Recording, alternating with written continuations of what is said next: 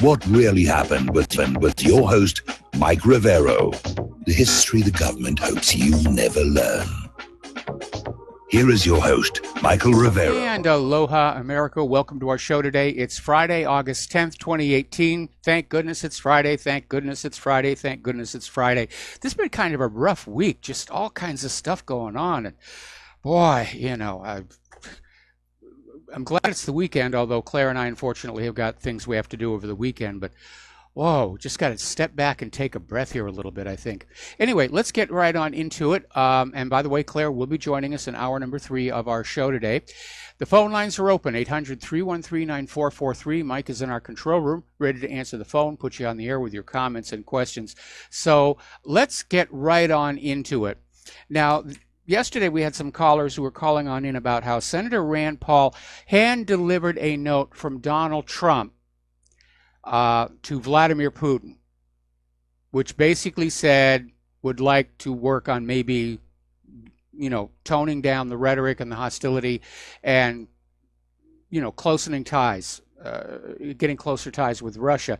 And then right after that, Trump's State Department notified Russia that they were going to impose sanctions because of the Skripal poisoning. And talk about a mixed message. And it may have been that the State Department deliberately did this in order to derail any possibility of Trump and Putin trying to come together and pull back from the brink of war. And of course, Russia is very upset because there's been no evidence they had anything to do with Skripal. It's just a case of, we accuse you, here are the sanctions. And it's also sending a very bad message to Russia where they don't know who's really in charge over here. Because they're getting one message from the White House and another from the Department of Justice. And right now, I'm sure that Putin is asking, is Trump really in control of what's going on? Or has he become just a figurehead? Because if he was the president, he'd be over there at the State Department saying, you know, why did you do this? And, you know, don't do it again. So the deep state is still trying to push us toward a confrontation with Russia, and that is not a very, very good thing. And a lot of this are coming from the neocons, like Senators John McCain, Lindsey Graham, Bob Menendez, that are all out there demanding crushing sanctions on Russia. We will crush them. Sort of reminds me of Khrushchev pounding his shoe at the table, on the table at the UN, saying, we will bury you, we will bury you. This kind of rhetoric really does not help the situation. And you would think these people would have learned a lesson from that ill-conceived oil price war from a few years back that actually caused a lot more damage to the West than it did to Russia. These sanctions are causing a lot of harm to the West. Russia is becoming more self-sufficient, which is not what the globalists want. But the Graham-McCain-Cardin, this push for an escalation of economic war versus Russia, it's so crazy. Even the U.S. Treasury is saying this is a bad idea, and we shouldn't be doing this. And again, this is all sending a message to, well, every country on earth. Who's really calling the shots in the United States of America? Is it the Treasury? Is it the Department of Justice? Is it the FBI? Is it Donald Trump? Is it Congress? Is it CIA? The United States government right now is looking like a rudderless ship. Nobody knows where it's going next year. Now, there's an article that came out of therealnews.com saying it is entirely possible that these escalating sanctions on Russia and Iran, along with raising tensions, they could backfire. And they're saying basically the same thing that I have been saying. The world no longer sees the United States as an essential nation, as indispensable. And they're already making moves to basically re-engineer the global economy around this big empty hole where the U.S. used to be, and the U.S. dollar used to be. That's where this is all heading. The U.S. is isolating itself economically and politically from the rest of the world with this out-of-control sanctions and tariffs nonsense. The U.S. is trying to weaponize the global economy against the rest of the world, and they're failing rather badly at it. Now, China helped Russia thwart a U.S. bid to freeze a bank's assets over a North Korean sanctions dodge. And basically it says China and Russia are moving closer together. They're cooperating. And basically, again, Putin is showing himself a statesman. He's trying to ease the tensions on the Korean Peninsula.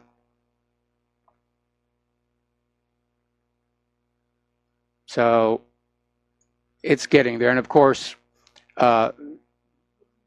basically Russia and China blocked a bid at the UN to add a Russian bank to the United Nations sanctions bloc. So of course Mike Pompeo came right out and accused Russia of North Korea sanctions violations. By golly, you do things the way we tell you to do, or we're going to give you what for here. All right, we're going to do a shout out to our on-air affiliates who are just now rejoining the network. Now, getting on back to the Sergei Skripal situation, Russia is saying that the West, meaning mostly Great Britain and the United States, are acting as judge, jury, and executioner in the Skripal case. And they're reminding everybody there is absolutely no evidence tying what happened to the Skripals with Russia. And it didn't really make sense when it happened anyway. Skripal's retired. He's no longer a player. Putin had better things to do.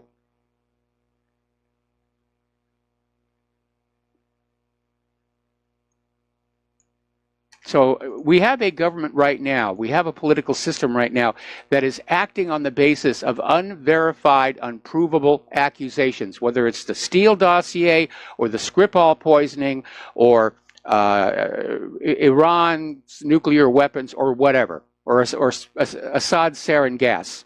We accuse you, and the accusation is enough. You know, guilt by acclaim, guilt by proclamation. Now, over in Syria, the U.S. Army is basically reactivating one of their military bases in the village of Al-Sayada in western Manbij. And basically, this is supposed to be in response to an attempted assassination and a bomb attack. But again, the U.S. isn't supposed to be there in the first place. They just don't want to have to admit that they've lost, which they have here. And this article coming out of Russia Insider basically says that one of the main reasons the U.S. is still in Syria is they're still trying to find some way that they can use events in Syria to justify more hostilities against Iran. You know, those gosh darned Iranians, look what they're doing in Syria. Well, Syria asked them to come on in. Same thing with Russia, and now apparently China. The only uninvited party in that country is the United States of America here. More wars right now will be a disaster. Let's just put that on the table right now. We've had going on 18 years of war all over the globe. If Bernie Sanders is to be believed, we're militarily engaged in 76 countries around the world. Our stockpiles are drawn down. Our existing weapons are worn out. The stuff that is coming on out from the military-industrial complex is overpriced, basically junk. Remember we were talking about the Littoral class and Independence class, the Freedom and Independence class littoral combat ships and all the problems that they were having with their systems. Those programs are now going to be scrapped. These ships will never see combat. They're just going to be scrapped. And the Pentagon is going to start all over again with another weapons development program. Ooh, goody, money, money, money, money, money, money, money, money, money, money, money, money. So, anyway. Now, over on Yemen, as you know, the Saudi coalition forces bombed a school bus and killed a bunch of children. Needless to say, the optics on that are not very good, and UN Secretary General Antonio Guterres has condemned this airstrike, calling for an independent investigation into the case. The UN won't be able to do anything because if it goes to the Security Council, Nikki Haley will veto it. We have to protect our friends even when they do horrific things like bomb school buses or shoot unarmed protesters at the fence with Gaza. These are our friends. We've got to stand by them. Speaking of Gaza, in the most recent round of bombing, Israel bombed the Gaza Cultural Center. And this kind of thing is deliberate. This is not the first time. Israel is trying to erase all signs of the Palestinian presence in that part of the world. They want it to just go away. I remember this story about this traveling exhibition of Palestinian embroidery. The Palestinians do beautiful embroidery. And somebody had organized a world tour to various museums of these examples of the clothing that was made and embroidered in Palestine. And it was very well received, and people were saying, wow, you know, this is a good example of the Palestinian culture. Then this traveling exhibit got to Los Angeles airport and promptly disappeared from inside a securely locked cargo warehouse. And that was the last anybody ever saw of it. Now,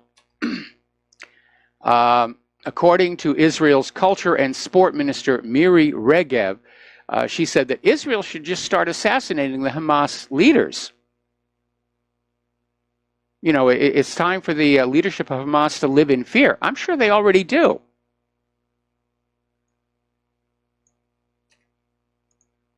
Looking on the cable box last night, I was seeing just a flood of war movies, stuff about Hitler, the Holocaust. Every time the cable channels start flooding that stuff out there to rebuild Israel's victim status, it means something really nasty is about to happen.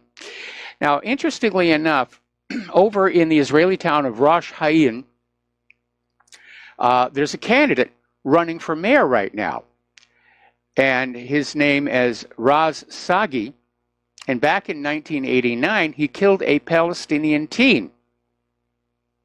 And the court found that the boy had posed no danger to the soldiers. And Sagi basically just shot the kid in the back. And he got 3 months community service within the military. He was not demoted. And now he's running for mayor. You know, look at what's happening down in South Africa right now, where it's just becoming normalized for the black population to go after and just kill whites with impunity. When you see that kind of injustice spreading across the globe, you know the world is in serious, serious trouble. Now, getting back to Israel, over in Nablus, Palestinians living there are at risk of forcible transfer, according to a United Nations agency update, because Israel has declared where they're living a firing zone. This is a very common tactic Israel will use. They'll go into an area where Palestinians are living, and they'll declare it some kind of a military zone, and under Israeli law, the Palestinians get shipped on out. Now, interestingly enough, under international law regarding the treatment of occupied territories, when Israel stops using that land for military purposes, it's supposed to be given back to the people who were living on it. Israel doesn't do that. They'll put a settlement on there. Now, remember what I said about the Bloody Monday massacre and all the massacres since then being Israel's Amritzar. Because the rest of the world's Jewish people are starting to turn against Israel. They've simply gone too far. Nobody wants to be seen to be associated with a government that behaves that badly. And that's what we're talking about here, the government and its behavior. It's not anti-Semitism. It's not hate of the Jewish people. We're talking about the behavior of a government. That's fully protected by the First Amendment. So over in Britain, one of the largest donors to Israeli charities, Dame Vivian Duffield, has described the new Jewish nation-state legislation to South African apartheid. This actually appeared in an interview with Haaretz, which remains relatively balanced. And over the decades, Dame Vivian's foundations have donated several £100 million to Israeli charities and infrastructure projects, as well as Jewish and non-Jewish British institutions. But she went on to say, every step Mr. Netanyahu takes is a catastrophe, and it is very difficult to defend Israel right now to represent it to England. So the tide is definitely turning. What Israel has been doing is indefensible. It is indefensible. It's war crimes is really what it is here. Well, yesterday we were talking about relations with North Korea and how Kim Jong-un he'd sent home the remains of the soldiers who died at the start of the Korean War. He's dismantling this missile launch site. Dismantled a rocket engine test site, and was now saying it's, time for the U.S. to do something to show their good faith. Well, what does the United States do? They throw more sanctions on North Korea. This is like throwing gasoline on a brush fire. And knowing the Asian mindset, this is going to simply infuriate them. And it's sending the message. The United States is not operating on good faith. Pompeo and Bolton are still taking that attitude of North Korea has to do everything that we say first. Then maybe we'll do something nice. But this is amping up the situation. And neither Bolton nor Pompeo appear to have a grasp of how the Asian mindset is going to interpret all of this. And so it should come as no surprise that North Korea is now threatening to end stability on the Korean Peninsula. And maybe that's the reaction Mike Pompeo and John Bolton wanted. Maybe they're aware of the Koreas' plan to reunify, and this is their way to make sure it doesn't happen. Because they don't want the Koreas to reunify. They don't want peace. All of these people, their stock portfolios are loaded up, probably, with stocks in the defense contractors. They're just making themselves rich. Doesn't matter how many people bleed to death for it, as long as they get their checks. Now, as you know, Russia has, and for that matter China, has been developing some really new, amazing weapons. They're thinking outside the box, whereas our military-industrial complex, for the most part, spend vast sums of money basically updating the weapons that fought in World War II. And one of the weapons that a lot of people are looking at is Russia's so-called doomsday torpedo. And it's called the Poseidon Unmanned Underwater Vehicle. And more information is coming out about it. Now, when it first came on out, they were screaming 100 megaton warhead, and I cast serious doubt on that because Russia's only ever built one 100 megaton nuclear bomb, and when they actually set it off, they dialed it back to 50 megatons. It was a technology demonstrator. It was never going to be a viable weapon.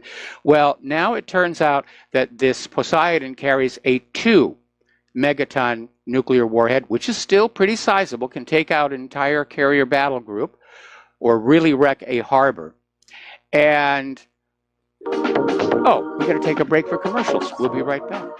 And aloha, America. Welcome back to the show here. And once again, we are standing in front of you with our hands outstretched. And I want to start by saying to those who have donated and contributed, thank you very much. And for those of you who have yet to do so, thank you in advance. But as you can see from what's going on with Google and Facebook and all this censorship that's going on, And I got an email here from somebody just saying, what happens if they start censoring emails they think are objectionable? Because those emails are going through some of these servers. Are they going to start filtering and censoring our email? So we're in a fight. We're in a fight for freedom of speech and the First Amendment. We're in a fight for the truth. We need your help. So the postal address where you can send a check, money order, or if you prefer anonymity, cash, is Republic Broadcasting Network, 2251 Double Creek Road, number 302, Round Rock, Texas, 78664. The phone number to call in a debit or credit card donation or to pledge to be a recurring subscriber is 800-724-2719, extension 1 during business hours, extension 3 at all other times. Okay. Let me just take care of something here. Okay, I'm communicating with the control room here. Okay, so we're talking about Russia's new autonomous torpedo. They're calling it a torpedo. It's really way too big. It won't fit in a conventional torpedo tube. It's actually quite large. And it's called Poseidon. And it's nuclear powered as well as being nuclear armed. And remember, this story came out the other day. The Russians have developed a nuclear reactor that can actually last the entire life of a submarine without needing to be refueled. Now, I don't know how long this doomsday torpedo is supposed to be running. I imagine not as long as a submarine. But apparently it is faster than any torpedoes that the West has. It's faster than any submarines that the West has. And there is a concern that for all the boasting that the new head of the U.S. Submarine Command made, the U.S. has no real defense against this system. And part of the problem, of course, is that much of the SOSUS net, which was developed during the Cold War, has been shut down or turned over to the whale watchers. And I'm sure they could bring it on back along with the Surtas boats. But this thing can just stay down forever. It can hug the bottom of the ocean. It can go as slow or as fast as it wants. And it's going to be kind of hard to stop this thing. All right, we're going to take a phone call now from Layla in Ontario. Aloha. Welcome to the show. What's on your mind? Yeah, hi, Mike. I had a lot of trouble getting through. I dialed for at least 5 or 10 minutes before my phone got through, and then I just don't know if you're if there's someone influencing which calls get through to you. No, so I just wanted to alert you. There was a technical issue in our control room, so you're not being filtered. Okay. You're not being That's blocked. Reassuring. Yep. Okay, I thought it might be someone else, not you. But it's good to know that it was just another technical issue. And hopefully, as funds and donations come in, those technical issues can be eradicated as you upgrade your equipment. I cannot stress often enough to people how crucial it is that we support you in tangible means, not simply by listening to you, but actually sending in donations. It's a matter of survival for ourselves.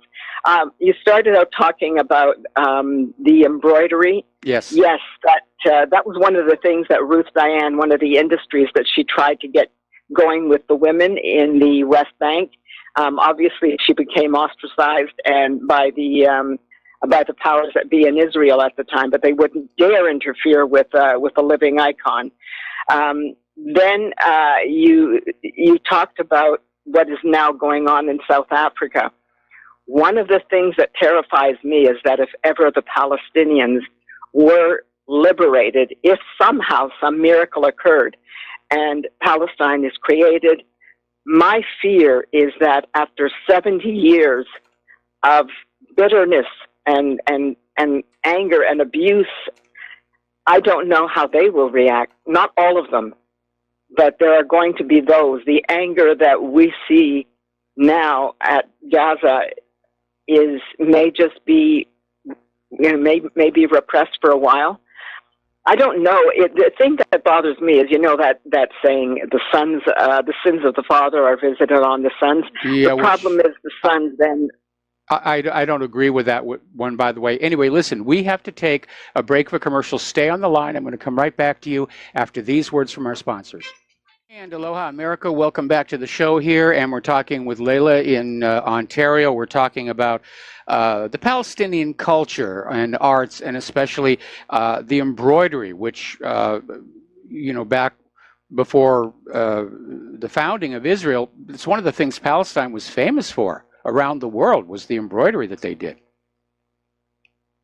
Yeah, when I did visit Israel, Palestine, one of the earlier times when I attended the program for foreign students at the Hebrew University, and I went to Bethlehem, my aunt made me a beautiful dress that she embroidered for me, and I wish to God I hadn't lost it. It was magnificent. And that's one of the things that was passed on into Europe. I don't think people realize that a lot of the early Europeans, a lot of them were migrants from the Middle East. And I won't go into that detail right now. That's a call for another time. Right now, I'm just so concerned. When I talk about the sins of the father, I mean, with the circumstances that are created by one generation are in place when the next generation is born. Many of the Israelis today who are avid Zionists don't really think about what they were born into and how it occurred, and they adopt all the sense of justification for what they are doing. Mm-hmm. And in that sense, the sin is passed on. And so too is the imprisonment of the victims, because they're born into today's Palestinians are actually some of the most intelligent people I have known are from the Middle East. And I don't mean to brag. I mean, they are. I don't mean about myself, but I mean, so many of the people that I've met have astounded me. And once they come to the U.S. or Europe, they often excel within the universities. But the thing that frightens me is that because of that capacity, they need to be wiped out. And Israel knows this. And I don't think people realize that they're not just watching theater. This isn't just a play on the world stage, that the curtains will come down and they're all going to be safe. What they are watching now happening to the Palestinians is what they are bequeathing to their children if it doesn't happen to them in their lifetime. Something must be done. The problem is that anyone who goes into government is going to have the blessing and the power of these evil globalists. And when I talk about evil globalists, Zionists may be a good name for them, with Jerusalem as headquarters. And I've always recognized, or long recognized, that Jerusalem was intended to be the headquarters for this Zionist movement. I just didn't realize the scope they had undertaken and how effectively they had all of the pieces in place so that when they decided to make the move, it would happen. For example, here in Canada, Justin Trudeau, his brother was well known, and so was Justin, very sympathetic with the Palestinians. But what has happened, Justin has become a bit of a joke, and he's probably, like all the others who may want to speak up against what's being done to the Palestinians, they're being silenced, threatened. Who knows what's being done to them? The powers that have fallen into the hands of this cadre of people that we call Zionists, the only ones who can stop them actually are the people in Israel, the Jews in Israel primarily, and also the Jews outside. And I've always said this to any of my friends when I was active within the cause. I said, give it up. Nothing is going to happen until Jews themselves realize that they are the primary victims and that they have been used in order to commit sins that if they actually thought about it would bring them horror and shame. So I am appealing again, not only to the people in various countries. When you see Muslims that you think are acting like freaks, that's not their normal way. For example, I remember seeing on the Alex Jones show, he was showing how disgusting the Muslims are. There was a man washing his butt in the public square from a tap. I looked at the video, and the guy was using his right hand. In Islam, it is forbidden. Yeah, I know. To wipe your butt with your right hand. It has to be only with the left. That guy was there as a plant. That video was put out as a plant. And unfortunately, Alex took the bait, not knowing enough about Islam. And this is the problem. I didn't know much about Islam until I started to study myself. But all I knew was that when we were all living together in Palestine, and when I say we, I include the most recent ancestries that I have. My mother, as a child, her father used to send her on the Sabbath to do the things that the Orthodox do for themselves. There were other things that Muslims were forbidden from doing, and my father would send his daughter, my mother as a child, to go and do the things for them that they could not do. This is how much they respected one another's religious beliefs and how much they recognized the commonality of the human beings that live there. And this is why we can call it, the Satan's cauldron, or we can call it the Holy Land.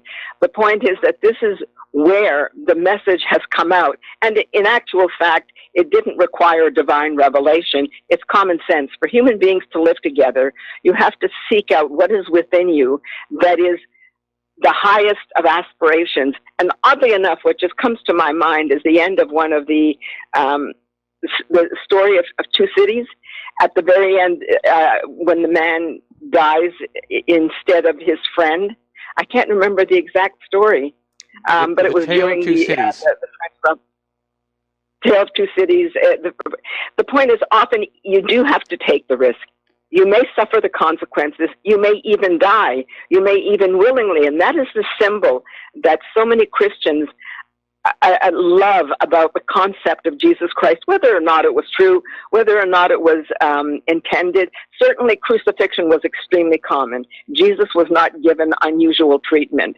And remember, the plaque above his head on the cross said, "This is the King of the Jews." Yes. It didn't say this is the Messiah. So it was, he sacrificed. If this event occurred, he was willing to go.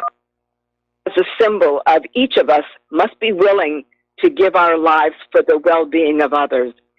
Now, the tragedy is that humanity also has a trait that is inevitably inherent in many people: hatred, fear, and hatred often grows out of fear and misunderstanding, not to mention greed and the desire to knowingly steal from others.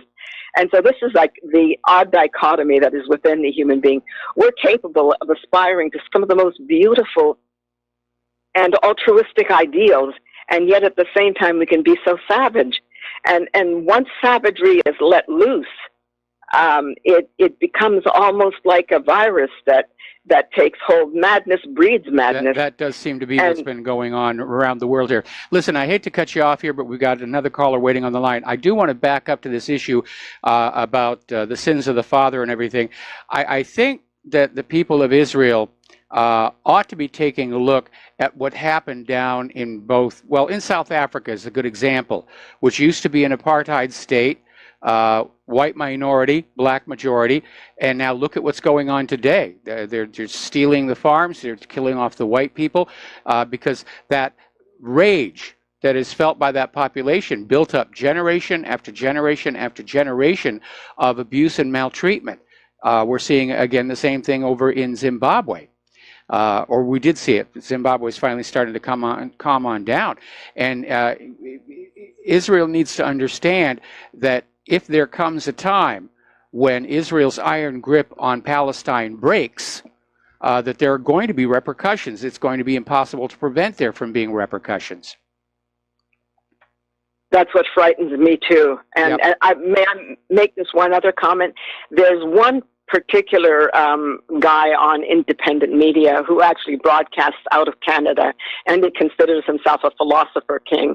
He has often talked about both the Middle East and Africans as having IQs in the 70s and 80s. That really infuriates me, because not everybody has been tested. you cannot generalize that all Africans have a low IQ. The thing that we have to remember is that the brain is so plastic, it is developed by what is around it. Yes. And I've known some Africans, or even those who were from the Caribbean and were partly white, of immense intelligence and immense compassion. And when I hear someone like that talking about them as being inferior intellectually, it's an outrage. And this too is part of what breeds the hatred that is causing this kind of murderous act. And dehumanizing the enemy is going to come back on the people or the next generation. Everything has a consequence. There are always repercussions. And anyway, I should let you go. I've monopolized too much of your time. Thank you, Michael. Oh, well, thank you very much, Layla, and thank you for the phone call and all that information. We're going to let you go and switch over to Jim in Chicago. Aloha, Jim. Welcome to the show. What's on your mind? Michael, would you tell me, is Donald Trump putting sanctions on Turkey to appease his evangelical supporters? It may be, because there's apparently been reports coming out of Turkey that they're kind of rough on the Christians within the country, but mostly I think it's because Turkey has very clearly been drifting away from the United States and toward Russia and China. And also, of course, Turkey now wants to arrest a bunch of U.S. service people at the, I think it's the Incirlik Air Base, for their role in the failed coup d'etat against Erdogan.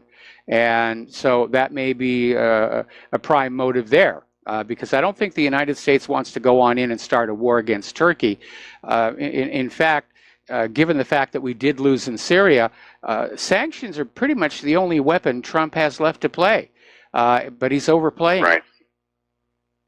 Right. Because Turkey is one country. I really do feel that they would do something toward America or get other countries involved, such as Iran, to go after America. Well, I think Turkey just kind of wants to go its own way. We're looking at a realignment of the Middle East, and most of it's being driven by Israel and the United States. They've smashed up Iraq. They've smashed up Libya. Now they're aiming to smash up Iran.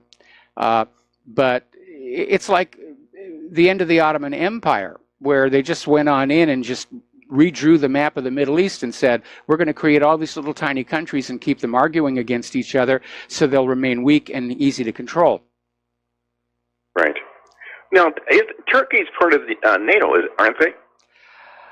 I have to be honest, I'm not sure. I think they changed their mind, if I recall correctly. They were going to join, but now they've said no, they're not interested. Well, at one time, Turkey was a major ally to America. Well, I think those days are pretty much over after that failed coup d'etat. Right, right, and more than likely, the America CIA was behind that. Certainly, and the fact that this cleric who's been given sanctuary in the United States, Turkey thinks this guy was the mastermind, and the U.S. will not turn him on over. Let's see, I'm looking at this. Apparently, Erdogan, I guess Turkey is a part of NATO, but I'm looking at this headline from last year where basically Erdogan withdrew all of his troops from NATO exercises. So, okay. Yeah. So it looks like all right, they well, may be Michael, pulling out. Well, okay, you take care. Have a nice weekend. All right, thanks an awful lot. Same to you. Now, getting on back to the news here. Talking about the domestic political situation in this country here. Robert Mueller is going to subpoena Randy Credico, the man Roger Stone claimed was his back channel into WikiLeaks, one day after Credico told MSNBC's Ari Melber that Mueller had previously requested a voluntary interview, which he declined on the advice of his attorney. So Mueller's apparently going back into WikiLeaks. Is going to try and revive that whole Russia hacked the DNC situation. which is probably why the Democrats are just in a panic over the Senate's invitation to Julian Assange for a meeting.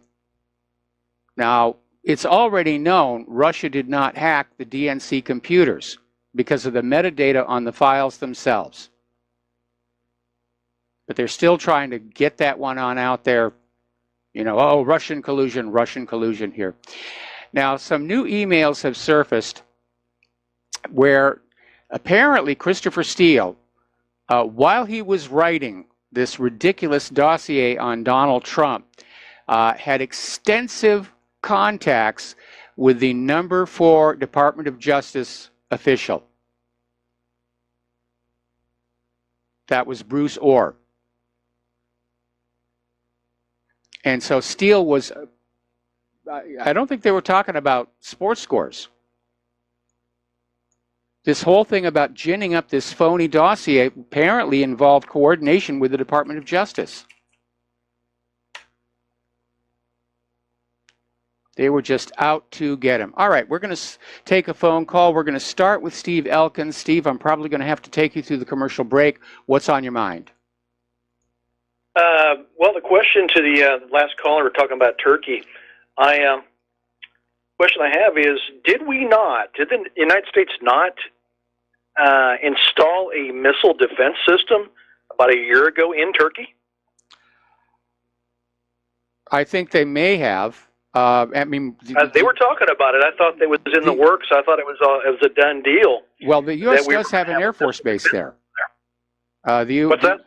The U.S. does have an Air Force base there. That's where the Turkish officials want to go in and arrest some of the officers there. They're accused of taking part in that failed coup d'etat. No, I'll have to research it more, but I thought that we actually had some contract with Turkey that allowed us to put a missile defense system in there, and we used it for the excuse we used was, of course, evil Russia. Yeah, we had to do this. I thought we did this. I'm not sure. I don't remember off the top of my head. I can't remember everything that's going on in the world, unfortunately. I'm an old guy. But, you know, it's worth remembering that it was putting missiles in Turkey that led to the Cuban Missile Crisis. So we're... Correct. History may not repeat, but it definitely is rhyming a lot. We got to take a break for commercials. Stay on the line, Steve, and we'll be right back after these few words. And aloha, America. Welcome back to our show here. And Steve, who called into the show here about missiles in Turkey, he sent me an article where apparently Turkey did accept a missile radar for NATO defense against Iran, not Russia. Although I'm sure it'll work against the Russians if they're over Turkish skies here as well. Alrighty, now then, get back to our domestic politics here. As we come up on the midterms and everybody's on the campaign trail, Ivanka Trump is going to be out there hitting the campaign trail to suburban districts where Trump's hardline policies are turning off supporters. They're using Ivanka Trump to basically appeal to the women's vote, and well, it's a smart thing to do because Ivanka Trump is exactly what the liberal feminists hate. She's not only beautiful, she's successful. And they don't like that. Now, okay, there's new evidence out here providing additional support that the British interfered with the 2016 U.S. election. And apparently, well, it all goes back to Christopher Steele. Steele was paid $168,000 by Glenn Simpson's company Fusion GPS for the memos containing information that were selectively briefed to journalists approved by Simpson and used by the FBI. The Steele dossier, of course, is junk, total fiction. So, yeah, there you have meddling in our elections by Great Britain. Mueller's not interested in that. He wants to get Russia. We're going to get Russia. And, of course, look at how much Israel meddles in our internal politics. And nobody talks about it. It's this big, deep, dark secret. You don't want to talk about Israel buying our politicians. That would be anti-Semitic. Anyway, we were mentioning before that Julian Assange has been invited to meet with a U.S. Senate committee regarding the DNC server and how and why WikiLeaks came to be in possession of those files. And apparently Assange is seriously considering it. The only question is going to be, how will they meet where Assange will, be personally safe from arrest or even worse?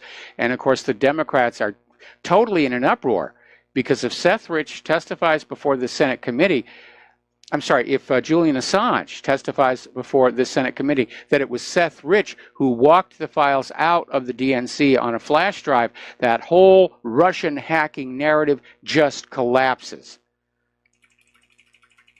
And so they're in a panic about that right now. Interestingly enough, an apartment building across from the Ecuadorian embassy, the tenants received a letter from the BBC asking to basically install cameras on the outside of their apartments. Basically keep an eye on Assange. We're going to take a break for station identification, and we'll be right back. And aloha, America. Welcome back to our show, hour number 2. The phone lines are open, 800-313-9443. Now, interestingly enough, Jeff Sessions has now started criticizing the Southern Poverty Law Center. And he basically spoke out at the Religious Liberty Summit of the Alliance Defending Network of the successful Christian public interest law firm. The SPLC is designated, or rather the SPLC designates as a hate group. And he basically came on out with this criticism in the wake of the revelation that the Southern Poverty Law Center has tight connections with the FBI. And now the hope is that the FBI, which has now been outed, will start to delink from that. Over in Hollywood, West Hollywood specifically, there's been an interesting development on the Walk of Fame. As you know, the city council, a bunch of hardcore leftists, they decided to permanently remove Trump's star because of his treatment of women, while leaving the stars for Kevin Spacey, who's under 6 different investigations for sexual assault, and Bill Cosby. They're still perfectly in place. An anonymous artist basically created these tiles that look exactly like the tiles in the Walk of Fame with Donald Trump's star on them, and they were adhesive backed, and he put about 50 of them onto the Walk of Fame. So people are pushing back at all this leftist nonsense here. All righty, getting on back to the primaries. As you know, Ohio's very much in play, and there's a lot of bizarre stuff going on. We reported yesterday about how all of a sudden there was somebody found a box of uncounted ballots. Oh my goodness, how could have we missed this box full of ballots? And of course, they helped out the Democratic candidate. But some other anomalies have surfaced in the Ohio vote. Apparently, 170 voters in the Ohio race were over 116 years old. Now that is a real trick because the world's oldest living person is 115. Some of the voters were listed as old in their registration records as 218 years old, meaning their registrations are being kept active by using them for vote fraud year after year after year after year after year. Which tells you how long this has been going on here. Okay, as you know, the left is dealing with a PR problem, which are all these liberals who, encouraged by people like Maxine Waters, are assaulting Trump supporters and conservatives in general just out in public. They're sitting in a restaurant, they're having a meal, and they come on in and they just give them a hard time. And it's looking really bad. And voters are looking at this and they're turning off from the Democrats. So ABC had a video to try and balance it out, showing Trump supporters harassing a leftist at a restaurant.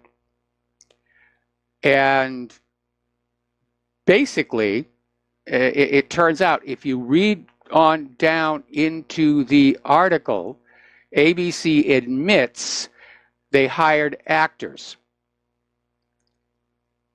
And their excuse is they wanted to illustrate that this problem is out there. Well, everybody's got a cell phone with a video camera in it. If that problem was really out there, I'm sure the lefties would be flooding social media with such videos. Over at CNN, you have to wonder, where do they get these people? Apparently, CNN's host, Alison Camerota, gave the weather report, and basically, she's a supporter of global warming.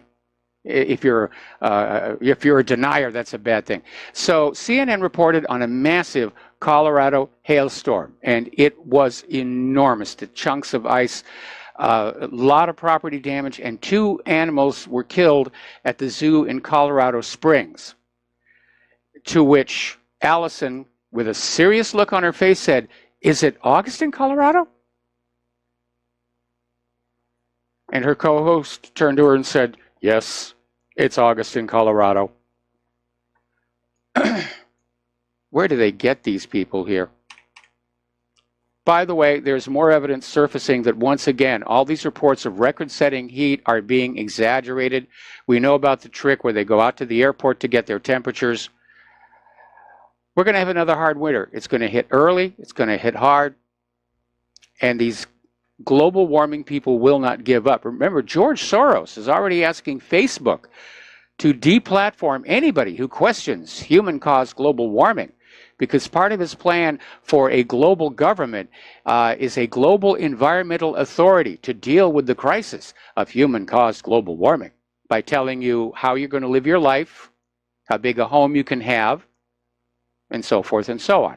We're going to do a shout out now to our on-air affiliates who are just now rejoining the network.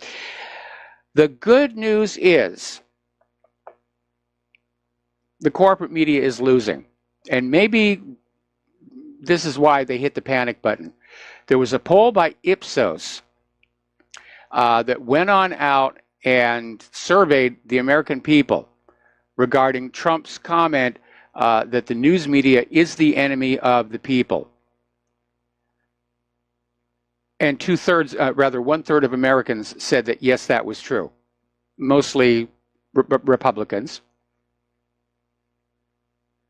85% of the respondents said they believe freedom of the press was essential to American democracy, and I agree. But that includes the independent press. We're essential for democracy. We provide the counterpoint. We expose the lies. When you have the official news, like Pravda and Izvestia, that's not democracy. Nobody can look at the Soviet Union with its tightly controlled media and say that that was any kind of a democracy. And by the way, freedom of speech, that First Amendment, isn't there to protect lies and liars. It's there to protect the truth and the truth tellers, so that we have the right to basically speak out and say the government is wrong to be doing this. The corporate media is misrepresenting things when they say that. That's what freedom of speech is all about. Peacefully, respectfully, civilly, but the right to voice our objection and our counter observations. All right, let's talk about the economic news. Apparently, Chinese investors are back to dumping the Hong Kong stocks. Apparently, they've sold more than $1 billion through the first 2 weeks of August. We did not have our normal Friday happy ending for the American stock market. The Dow closed 196 down. So everybody's getting hammered by all of this stuff. Okay. Article coming on out from Tsarism.com, and the title says it all. The U.S. should enjoy the dollar hegemony as it's not going to last long. And in the article it says, the world will simply not allow the United States to have domination over its economic future any longer after the Trump presidency. Well, Trump didn't start this weaponization. It's been going on a while. The article goes on to say something that we've said here on the radio show. Other countries will find a way around the dollarization of the global economy. A system set up after the end of World War II with the Bretton Woods Agreement, ironically to prevent conflict started by financial pressures between nations. Now, part of the problem with that, of course, is there were certain conditions in the Bretton Woods Agreement. The other nations that signed on to it did so on two conditions. One, that the U.S. would not overprint those paper dollars. And two, that those dollars would always be redeemable for gold at the price back then of $32 per ounce. And immediately the Federal Reserve, which is not actually part of the U.S. government, started overprinting those dollars. And they would send those paper and ink things to other countries to buy imported goods. And it was one of the ways that the U.S. enjoyed post-war prosperity, along with the fact that other nations had to come and buy our products because their own industrial base had been bombed. But that was a big part of it. So other nations were sending us wine and cheese and clothing and what all else in exchange for these boxes of ink and paper. And the Federal Reserve did overprint. They're always overprinting. They've been doing it all along. Then along comes Richard Nixon, and France looks into their bank vaults and they see these huge stacks of Federal Reserve notes. And they notify the United States they intend to exercise that part of the Bretton Woods Agreement where they're going to return the paper currency to the United States and exchange it for gold at $32 per ounce. And Nixon took a look at the U.S. gold reserves, realized there was nowhere near enough to cover all that paper currency that was floating around the globe, or even just in France, and he ended gold convertibility. So basically, the two promises the U.S. made to the rest of the world regarding Bretton Woods were both broken. And so the rest of the world is not under any obligation to continue to go through the U.S. dollar. The U.S. uses the threat of its military might to keep countries subordinate to dollar hegemony. That was the real reason for the war on Iraq. Saddam Hussein got permission from the United Nations to sell Iraq's oil for the euro. 1 year later, screaming, nuclear weapons, the U.S. invades, lynches Saddam Hussein, wrecks the country. No nukes were found, of course. And Iraq's oil is back on the world market only for the U.S. dollar. Same thing down in Libya. Muammar Gaddafi shut down their private central bank, set up a state bank and a value-based currency, the gold dinar, and then announced that Libya's oil was only for sale for the gold dinar. So the U.S. gins up a color revolution in Libya. They kill Gaddafi. Libya's oil is back on the world market only for the U.S. dollar, and nobody knows where the gold for the gold dinar went. Now, here's an article from thoughtcrimeradio.net. Everybody's always saying, well, what's the cause of the war? What's the cause of the war? And we've been saying all along, big historical events like wars and assassinations, there's never just one reason. You have multiple parties with overlapping agendas, and when their agendas all meet at a single course of action, that's when it's going to happen. But everybody may have a different reason for doing it. When you look at the JFK assassination, organized crime had one reason for wanting him dead. The Texas oil billionaires had another reason for wanting him dead. The bankers had yet another reason for wanting him dead. Israel had another reason for wanting him dead. But they all agreed. They wanted him dead, so it happened. Now, turning here to Iran, a lot of people have different reasons for wanting to go to Iran. But according to this article, one of the main players that is pushing for this is, of course, the Rothschild banking dynasty. Remember, we had that quote coming on out yesterday. Jacob Rothschild is just really upset that the order of the global economy is changing. He doesn't like that one bit. But they're after that bank of Iran. They want that central bank because Iran is one of only 3 countries left in the world whose central bank is not under Rothschild control and operating as a private central bank, creating the currency out of thin air and loaning it into circulation and plunging those nations into debt. Now, back in 2003, or actually before 9/11, there were 7 countries not under the slavery of private central banking: Afghanistan, Iraq, Sudan, Libya, Cuba, North Korea, and Iran. By 2003, Afghanistan and Iraq had been converted to the Rothschild system, and by 2011, Sudan and Libya were also gone. In fact, in Libya, they set up that Rothschild private central bank in Benghazi while the war was still going on. They couldn't wait to get the people enslaved to death. And now they want to do it to Iran.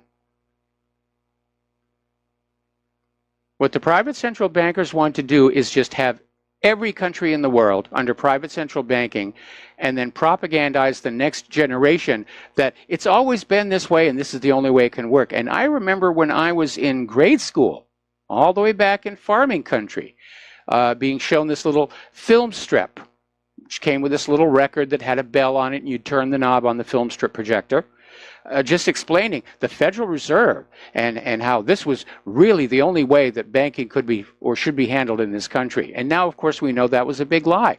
This nation started with a completely different system that worked for the people and the nation.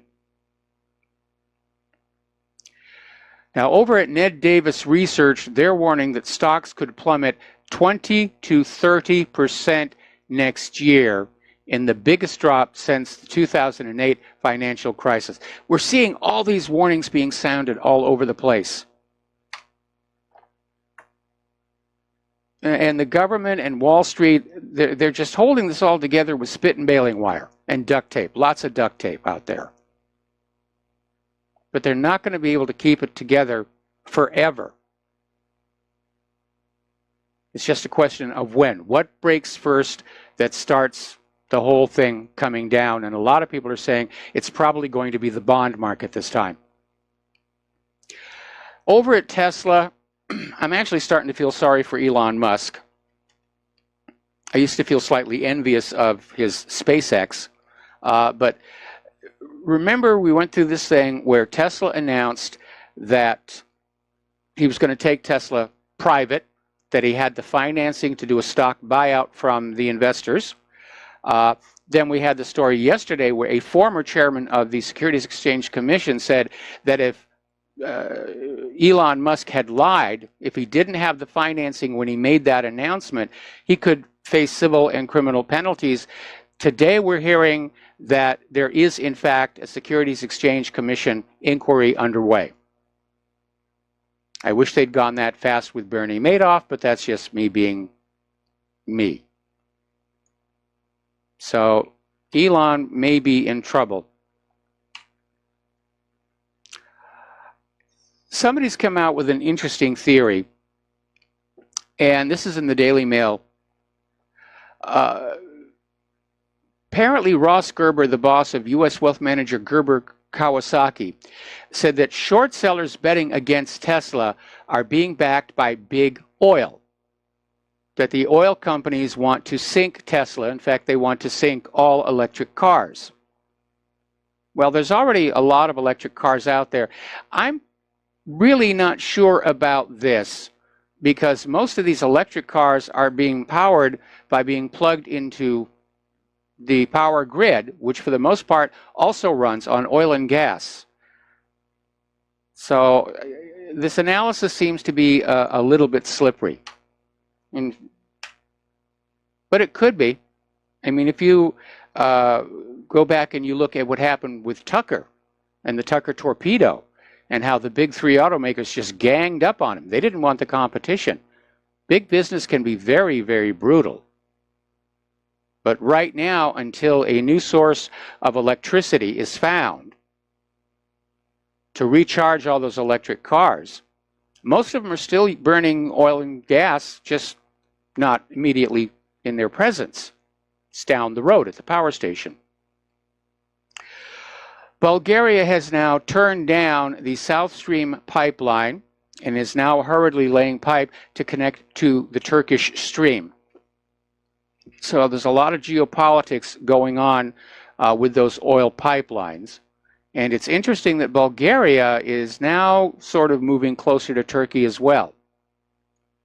We're starting to see some major, but subtle, but major shifts in the alignment of the world's economy.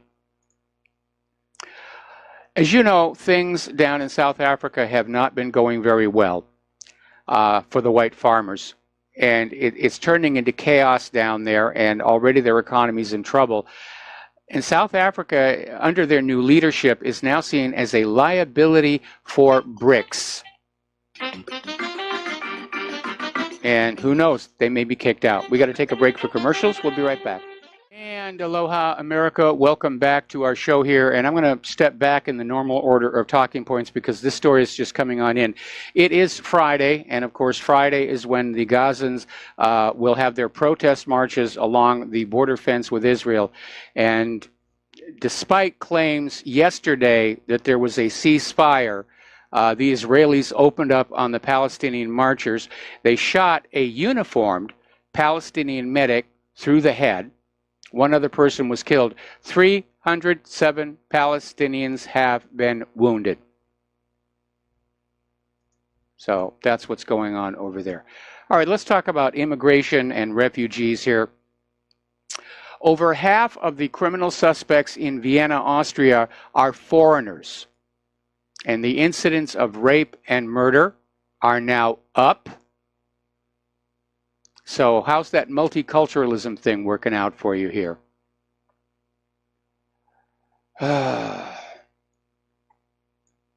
It's a mess. It's a mess over there. Apparently, migrants are brawling on the streets of Naples. Italian soldiers were forced to intervene. There were 3 separate bouts of violence that took place in Naples' Vasto district. And they're saying acts of violence are just becoming more and more common in the area. Down in Australia, we reported earlier about how these 100 Africans were basically attacking this neighborhood in Melbourne. Well, it appears to be spreading. And Australians are now being told by the government to basically lock their doors, shelter in place, because these African migrants are still rampaging, screaming that the Australians are white trash. Yeah, real good idea to have open borders. It's really working out well. We talked before about British independent member of the European Parliament, Janice Atkinson, and she's saying that looking at the increase in rapes, gang rapes, violent crime, it is time to close the borders. This idea of an external Schengen is not going to work. And because of the existing population of refugees who are violent criminals, even the internal Schengen needs to be looked at. Now, Atkinson was the one who came up with that quote that I really love. When you import the third world, you get third world problems. Now, you'll probably remember about, I think it was a month ago, there was a migrant who was on a plane about to be deported, and this Swedish refugee activist got up and made a ruckus, wouldn't let the plane leave until this migrant deportation was canceled. And finally, in order to get the plane off the ground and calm everybody down, they let this migrant back out into the streets of Sweden. Well, it turns out he's not a very nice guy. He's a child abuser. Apparently, he beats his wife. And it certainly makes this refugee activist look a little bit silly here. Okay, now, apparently, Trump's wall is starting to be built. And over in California, along the border, there, basically in Calexico, there was a border jumper who tried to climb over this 30-foot high border wall, and he fell off and broke both of his legs. Now that's going to be a deterrent. And apparently the Border Patrol caught the incident on video. Well, that's something that needs to be played all over the place down in Mexico.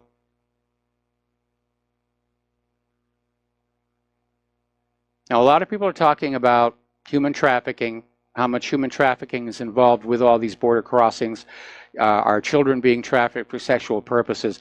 And like any other crime, when you're not dealing with it, it grows. And now it is estimated, according to the head of one of France's most prominent asylum seeker support organizations, the global network of human traffickers who are aiding migrants across borders into Europe and elsewhere, it's a $32 billion industry. Now, this individual's idea is they need to stop the human trafficking because they're taking advantage of the migrants. Whereas I think you just need to stop the migrant situation because it is out of control. And as I've said all along, migration is a filter. We're not getting the best of the people from those source countries. We're getting the people that couldn't make it there, or they're fleeing prosecution, or they're carrying diseases and they're hoping that the free medical care wherever they're going. It's just not working out at all. And the globalists are pushing for this. They want everybody just blended together. And it's not working out. It really isn't. All right, we have to take another break for commercials. We've got a caller waiting on the line, and we will be right back. Aloha, America. Welcome back to our show here. And the corporate media is still going on about this NFL anthem thing. I mean, we're being contentized. They don't want to talk about what's going on in Yemen. They don't want to talk about what's going on in Syria. So, yes, those gosh darn NFL players, they're still kneeling for the anthem. That's what's important. That's what you need to think about today. All right, we're going to go to the phones here to Mitchell in Memphis. Aloha. Welcome to the show. What's on your mind? Hey, Mike, what's going on? Listen, it really bothers me that you and some of the callers, it's just a constant discussion of how bad government is. This is why I've assumed the voluntarist position. Do you remember the Lysander Spooner quote, "But whether the Constitution really be one thing or another, this much is certain, that it has either authorized such a government as we have had, or it has been powerless to prevent it. In either case, it is unfit to exist." He was observing that this thing didn't work way back before the Civil War. Well, Thomas Jefferson, when he set up the countries, he didn't expect it to last more than 100 years. He expected that, because of accumulating corruption and the natural inclinations of those who seek power, that it would have to be brought down and reformed yet again. A little revolution. Can I share something with you? Say again? Can I share something with you? What's that? There's a guy named Jeff Berwick, and he has a show called Anarchast. He also heads up the Anarchapulco Festival or gathering every year, and it's doubling in size. They're projecting 7,000 people in Acapulco this February. Okay. But he has a show, and on this show, he always asks the person, "When did you become an anarchist or a voluntarist?" And he, on his show, published on August 4th, 2018, the Anarchast episode 428. Here's the title of it if people want to go to YouTube. From Congress to Anarchist, Cynthia McKinney, on how to free the people. And by the way, she said her son, Coy McKinney, turned her on to anarchism. She paid for him to study to be an attorney, and he forgot it. He said he didn't want to do it. And he's now, I think, an organic gardener. By the way, Anarchast episode 228, G. Edward Griffin, the Creature from Jekyll Island guy, Edward Griffin was born in 1931. He's 86 years old, and at the ripe age of 83 or so years old, he's on the Anarchast talking to Jeff Berwick, and Jeff Berwick says, "When did you become an anarchist?" G. Edward Griffin is now an anarchist. At the age of 83, he finally realized this stuff, the lifelong documentarian and so on and so forth. He finally realized this thing doesn't work. And by the way, Ron Paul is on Anarchast talking about voluntarism is the ultimate goal we should strive for. That's Anarchast episode 374, published August 18, 2017. The History of Anarchy, Anarchast episode of 2011, Anarchast, let's see what episode it is, episode 7.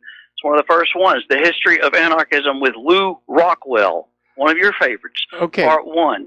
And Mitchell, can you Judge Napolitano? Can you sum up? Can you Anyway, sort of get to there's the a lot point? of good company. I wish that we could spend some more time talking about solutions, which is a voluntary society, instead of constantly belaboring the fact that we're being screwed over by all these people in government. We get it. We understand that. It's bad. Okay, Now let's well, do some solutions. Okay, well, I'm not advocating revolution. I don't want to see blood in the streets, although that's already starting to happen here right now. No, it is. What I think is going to happen, I think the United States government is headed for a Soviet Union-style collapse, and my advice to everybody listening to this show and reading my website is to prepare for that crash, because there's going to be a few rough months getting through that while the nation gets reformed, and we'll come out the other side in a much better condition than we are right now, again, looking at the Russian republics. I hope that you're right, Mike. I hope it collapses and we can start over in some form or fashion. The problem is you've also said that these crazy lunatics in these powerful seats of power of government could possibly start World War III, and I think your words, vaporize the surface of the earth. And by the way, our tax dollars didn't afford us the luxury of having a bunker. Yes.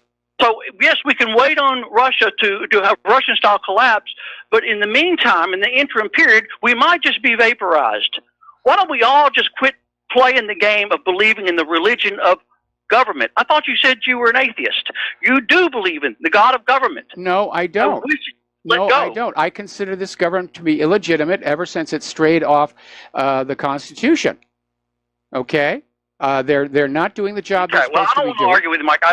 I'll just say this: there are more and more people throwing their hands up. Some of them can't articulate. Some can articulate it better than others. But a lot of people know this doesn't work. From Lysander Spooner all the way up to 2018. And when you have Ron Paul and Cynthia McKinney, and these people are point blank saying, "I am a voluntarist anarchist," that's amazing to me. And more people are coming to this point of view because this system of government and state and so on and so forth, these people have special power that the rest of us don't. It doesn't work. In this age of exposure, well, it works many for them. of us It are doesn't waking work up for to us. Anyway, Mitchell, thank you for the phone call, and we're going to let you go. Thank you, Mike. Get on back here to the news here. We're coming up on the top of the hour, and the lovely Lady Claire. Okay, well, apparently Boris Johnson got himself into a little bit of hot water when he made a comment about women in burqas. And he was trying to be funny, and he said they look like either bank robbers or postal boxes. And it triggered a furious debate. Now, quite a few of the countries in the EU ban the burqa. But Tory progressive Ruth Davidson thinks the burqa ought to be treated as a religious symbol, like the crucifix. Well, Ruth, the burqa isn't a religious symbol. It's a piece of clothing. And so that's a little bit over the top. That's like saying, my sweater or my baseball cap should be treated on the same level as a crucifix or a Star of David or whatever. Really doesn't make sense. Oddly enough, a lot of people are supporting Boris Johnson, including a senior British imam who's out there saying that, yeah, the burqa should be banned because it's a hideous, tribal, ninja-like garment that oppresses women. And it is. There's no question that it is. And interestingly enough, a poll conducted by the corporate media finds the public backs Boris Johnson. They don't see the burqa comment as racist, and they say, yes, it should be banned.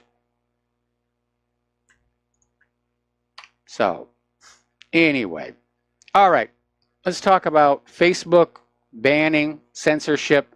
It really is getting out of control. And by the way, somebody sent me an email saying that, yes, some of these email providers have in the past been caught censoring their own, censoring the email that passes through their systems, including Google and America Online. So, a story coming on out of Prison Planet, the bizarre Facebook path to corporate fascism. And it's basically saying these social media corporations have assumed political police powers. And apparently they work to disrupt a planned counter-demonstration against white supremacism set for August 12th in Washington on the grounds that it was initiated and inspired by Russians as part of a Kremlin campaign to slow dissension in the U.S. Well, and again, absolutely no proof of any of this.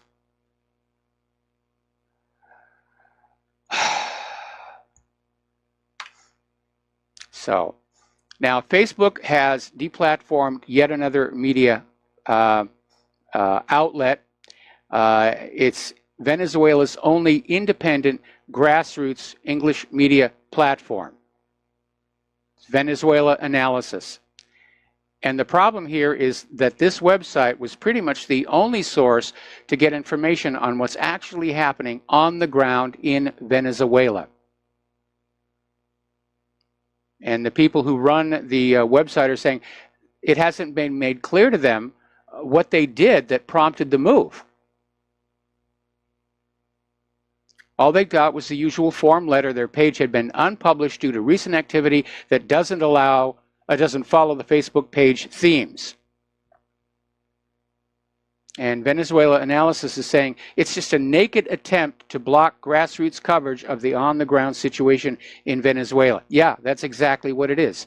So that now all we'll hear about Venezuela will be what CNN and MSNBC and ABC and the rest of them tell us. That's what's happening in Venezuela. Take our word for it. Apparently, Mark Dice is now in the crosshairs on YouTube censorship, so's Brittany Hughes. It really is a purge out there. Now, Alex Jones has come on out with a challenge. The glove is up, saying CNN is trying to intimidate companies into wiping us off the internet. Defend free speech. Don't let the bullies win. Apparently, Alex Jones is convinced that this is really all coming from CNN. And it's all about shutting down competition. But I think, again, as with any major event, there's a lot of players who are in on this thing, who want the independent media silenced. Vaccine makers, GMO, the government, the corporate media. Now, apparently, interestingly enough, Google searches for InfoWars have skyrocketed after the purge. Something like 1,300% in the past week.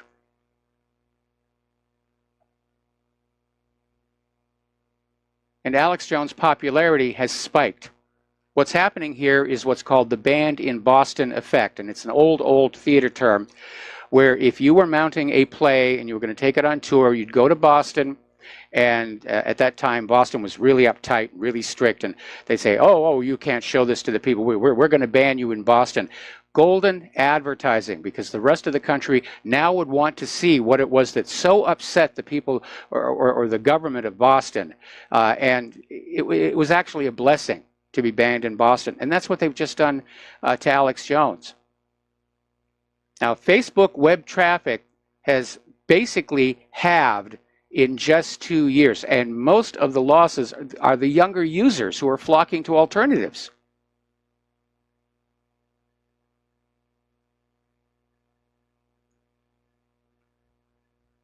Somebody actually is now starting to ask, this is over at Investment Watch blog, is the censorship of conservatives part of the reason why Facebook is losing massive amounts of traffic? I would say so. If Facebook and Google and YouTube were doing this, and nobody noticed it, like when they were shadow banning, they could get away with it. But now it's out in the open, and the American people see what's going on. They're not going to stay with these platforms knowing that they're trying to filter what they get to see, taking away your right to decide what you want to see, hear, and read. Now, a few days ago, Twitter was saying they weren't going to ban Alex Jones because he hadn't broken any rules. Apparently, now they're saying they're reviewing all of Alex Jones' tweets, which means they're now looking for a reason to shut him down. Peter Van Buren was banned for life from Twitter, apparently over a heated exchange over the media's complicity with the government. And in his article, he's basically talking about how the ACLU, which used to be this organization that stood up for freedom of speech, is now basically backing off.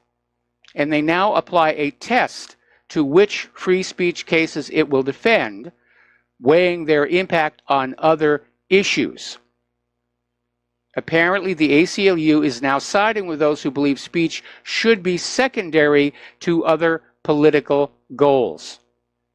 The ACLU is now saying censorship does have a place when it serves the greater good, with the ACLU deciding what is the greater good. Now, the people who are trying to censor the net are out there screaming hate speech, hate speech, hate speech at everybody. And by the way, a lot of that hate speech is being planted to try and build that up. But the reality is, hate speech, as objectionable as it is not actually prohibited according to the Supreme Court. Basically, we're going back to the McCarthy era, where you only had to label something communist to have it banned. Today, it's hate speech. Oh, you're banned. It's hate speech. What did I say? We don't know. We got a complaint. We don't have the time to check it out. But somebody complained you're engaging in hate speech, so you're banned. Everyone needs to start looking at moving to alternative social media. Kim.com is getting his Twitter replacement up and running. I'm looking for a new video platform to replace YouTube. I don't even use Facebook and Twitter. I haven't for a very long time.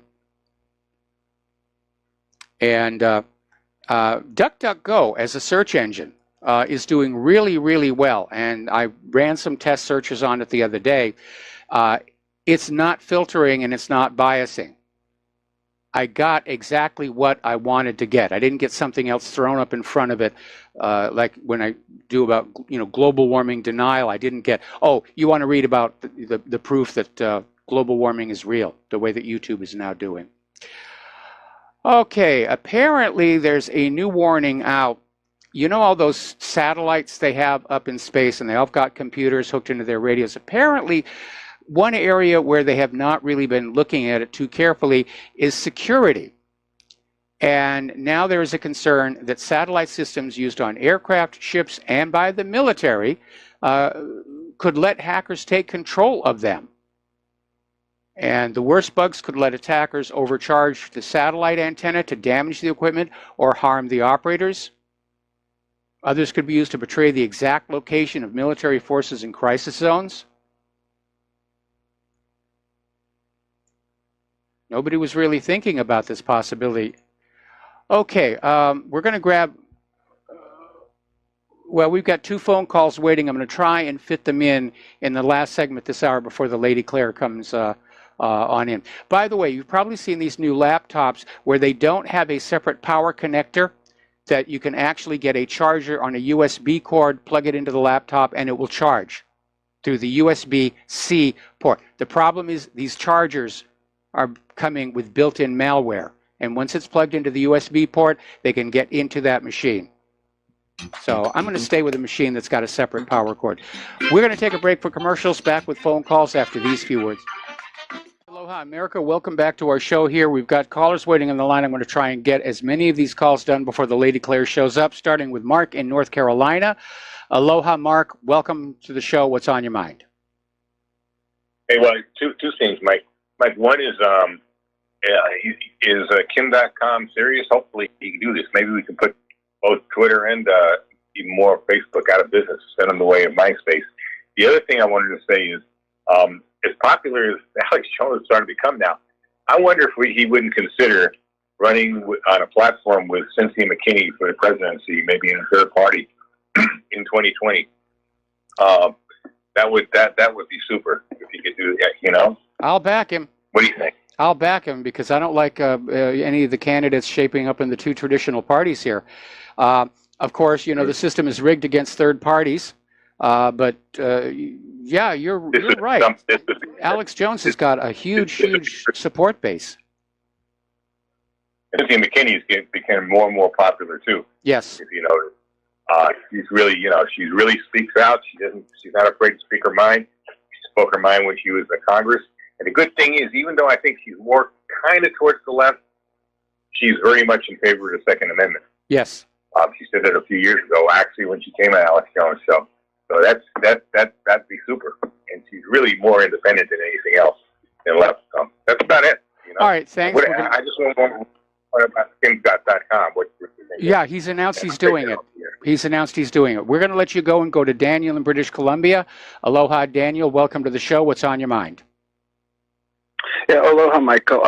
I'm a member of Gab, and it just got threatened by Microsoft Azure, which is a cloud-based we reported on system that they're gonna drop it over two posts that this ex-Marine who ran against Dianne Feinstein in California. His name is Patrick Little. I don't know what you think about what he's saying, but you know, it's like a slippery slope. Where do you know, if you say Palestinians have a right to live in their own land, then you're called an anti-Semite. So it just seems like, you know, if you ban this guy, then you got to ban. Where does it end? That's Sarah Jeong. I'm a firm believer in the First Amendment. She's worse than this guy. You cannot have freedom of speech in an offense-free society. And that's what the liberals are pushing to undermine the First Amendment, that we don't want anybody's feelings to be hurt, and so we must censor the speech. But that's a ridiculous idea. I mean, liberals live to be offended. It's part of their identity. You're never going to see a happy liberal. Their self-image is of being miserable and being offended by everything around them. So for me, there shouldn't be any censorship whatsoever. Yeah, you have the ability on Gab to just block someone. So I think they're worried about this guy because he stood in a Holocaust museum with a sign that says, Jews rape kids and stuff like that. Which I mean, it's over the top. He's an agent provocateur. He's an agent provocateur. Okay. Anyways, maybe you and Claire can discuss this when in her segment. Thanks. All right. Thanks an awful lot. And Neil, I'm sorry, we're out of time, and we're going to close the lines, at least for the first part of Claire being on the air here. So I apologize that I didn't get to Neil here. But yeah, a lot of these really outrageous people who do things like that, go to the Holocaust Museum, hold up a sign, they're paid to do that so that they can be used as an excuse to go after those of us who are trying to be a little bit more civil. There's the music. We're going to take a break for station identification. We'll be back with the lovely Lady Claire after these few words. And aloha, America. Welcome back to our show, hour number 3. We're going to close the phone lines for a while here. We may open them a little bit later in the hour.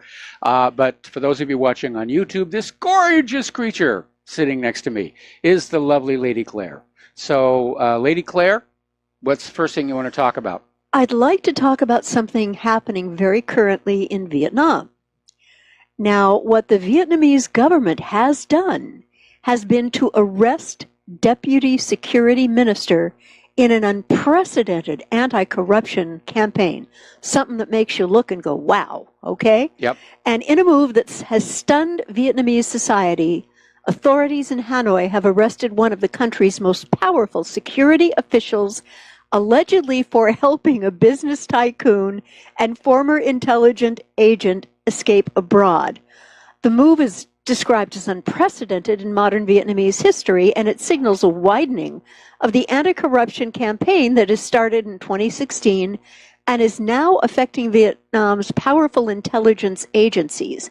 Now, Mike, Vietnam boasts one of Asia's fastest growing economies, but that growth has been severely hampered by corruption, which is endemic in the communist country of 93 million. In its most recent Corruption Perceptions Index, Transparency International ranked Vietnam 107th out of the world's 180 countries, and behind nations like Colombia, Albania, and Zambia. And you know, I'm thinking about this. It's too bad that U.S. government officials are not rooting out the insane and extreme corruption of its own security apparatus officials. Well, that Trump would did be a fire sight. Comey. That was a good start, Yeah. but he didn't go far enough. No, he didn't. You know, and I just have to wonder where the U.S. government is on this list by Business Transparency. I would imagine it's not that close to the top. Would you? I actually, the last time I heard, it's definitely sinking down. Yeah, yeah. Another thing about ICE. Apparently, a man was arrested for soliciting the murder of ICE agents and threatening to slit Senator John McCain's throat. Now, the guy is facing a 5-year prison term for inciting violence against federal agents and politicians. Now, beside offering $500 for the head of an ICE agent, the suspect urged someone to slit the throat of John McCain.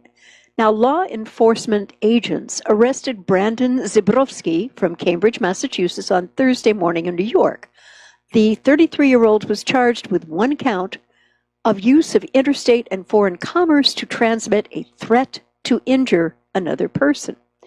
Now, he registered with a reader's name, called on more than 400, let me repeat that number, 400 of his Twitter followers to commit violent crimes against U.S. public officials. And besides repeated calls to slit the throat of Senator John McCain from Arizona, the suspect is also being accused of murder for hire. Now, Mike, this is where we are right now. Welcome to Maxine's Water America, folks, where the attempted assassination of law enforcement and government officials represents the new normal. That's what they're supposed to be doing. And, you know, looking back at that brilliant and pivotal and wonderful Martin Luther King speech, when Reverend King gave that speech, I Have a Dream in D.C., I got to tell you, I'm pretty sure that this was not what he was talking about. I don't think he'd be very pleased at all with what's going on these days. Yeah. And apparently there was kind of a brouhaha to which this lady is singularly unaccustomed. State Department spokesperson Heather Nauert refused to condemn Thursday's coalition airstrike on a school bus in Yemen. Now, this strike left as many as 50 people dead and 63 injured, and the vast majority were children, little ones, trying to get whatever education you can possibly get in Yemen, which I can't imagine is great. And as Zero Hedge reported previously, Saudi, UK, U.S. coalition jets scored a direct hit on the school bus packed with children as it drove through a crowded marketplace in Dayan in the rebel-held north of the country. Now, mind you, this is an attack on non-combatants. Yeah. And that is a war crime. And that's why the UN General Secretary is calling for an independent investigation. Mm-hmm. And during the State Department's daily press briefing, Nauert was asked point blank by journalists, and God bless him, started with AP's Matt Lee, whether the U.S. condemned the attack. And apparently the whole exchange is worth watching, especially as Matt Lee lays out the case for direct U.S. complicity in the attack on a bus packed with children from the start of his questions. And he said, the Saudis obviously are the ones who conducted this, but did they do that with weapons supplied by the U.S. and training supplied by the U.S., and with targeting data supplied by the U.S.? How can something like this happen, he said.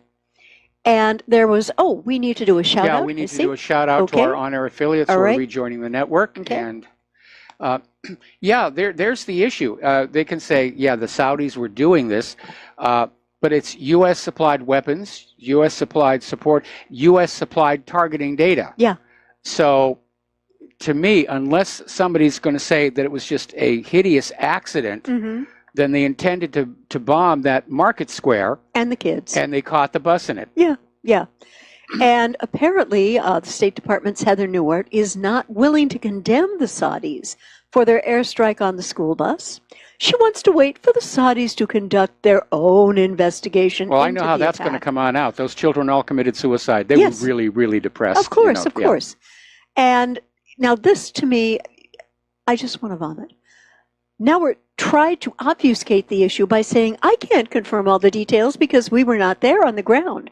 Not only did she refuse to say the State Department condemned the attack, but wouldn't so much as agree to simply call for an independent investigation into the incident. She only called for a Saudi-led inquiry. Now, equivocating and lying are Nauert's most precious and valuable skills. In her mind, Mike, I am quite certain that these wounded kids were just collateral damage. Didn't matter in the grander scheme of things. But as you said, this assassination of children is a war crime, pure and simple. And do you know what I want to happen with this lady? Mm-hmm.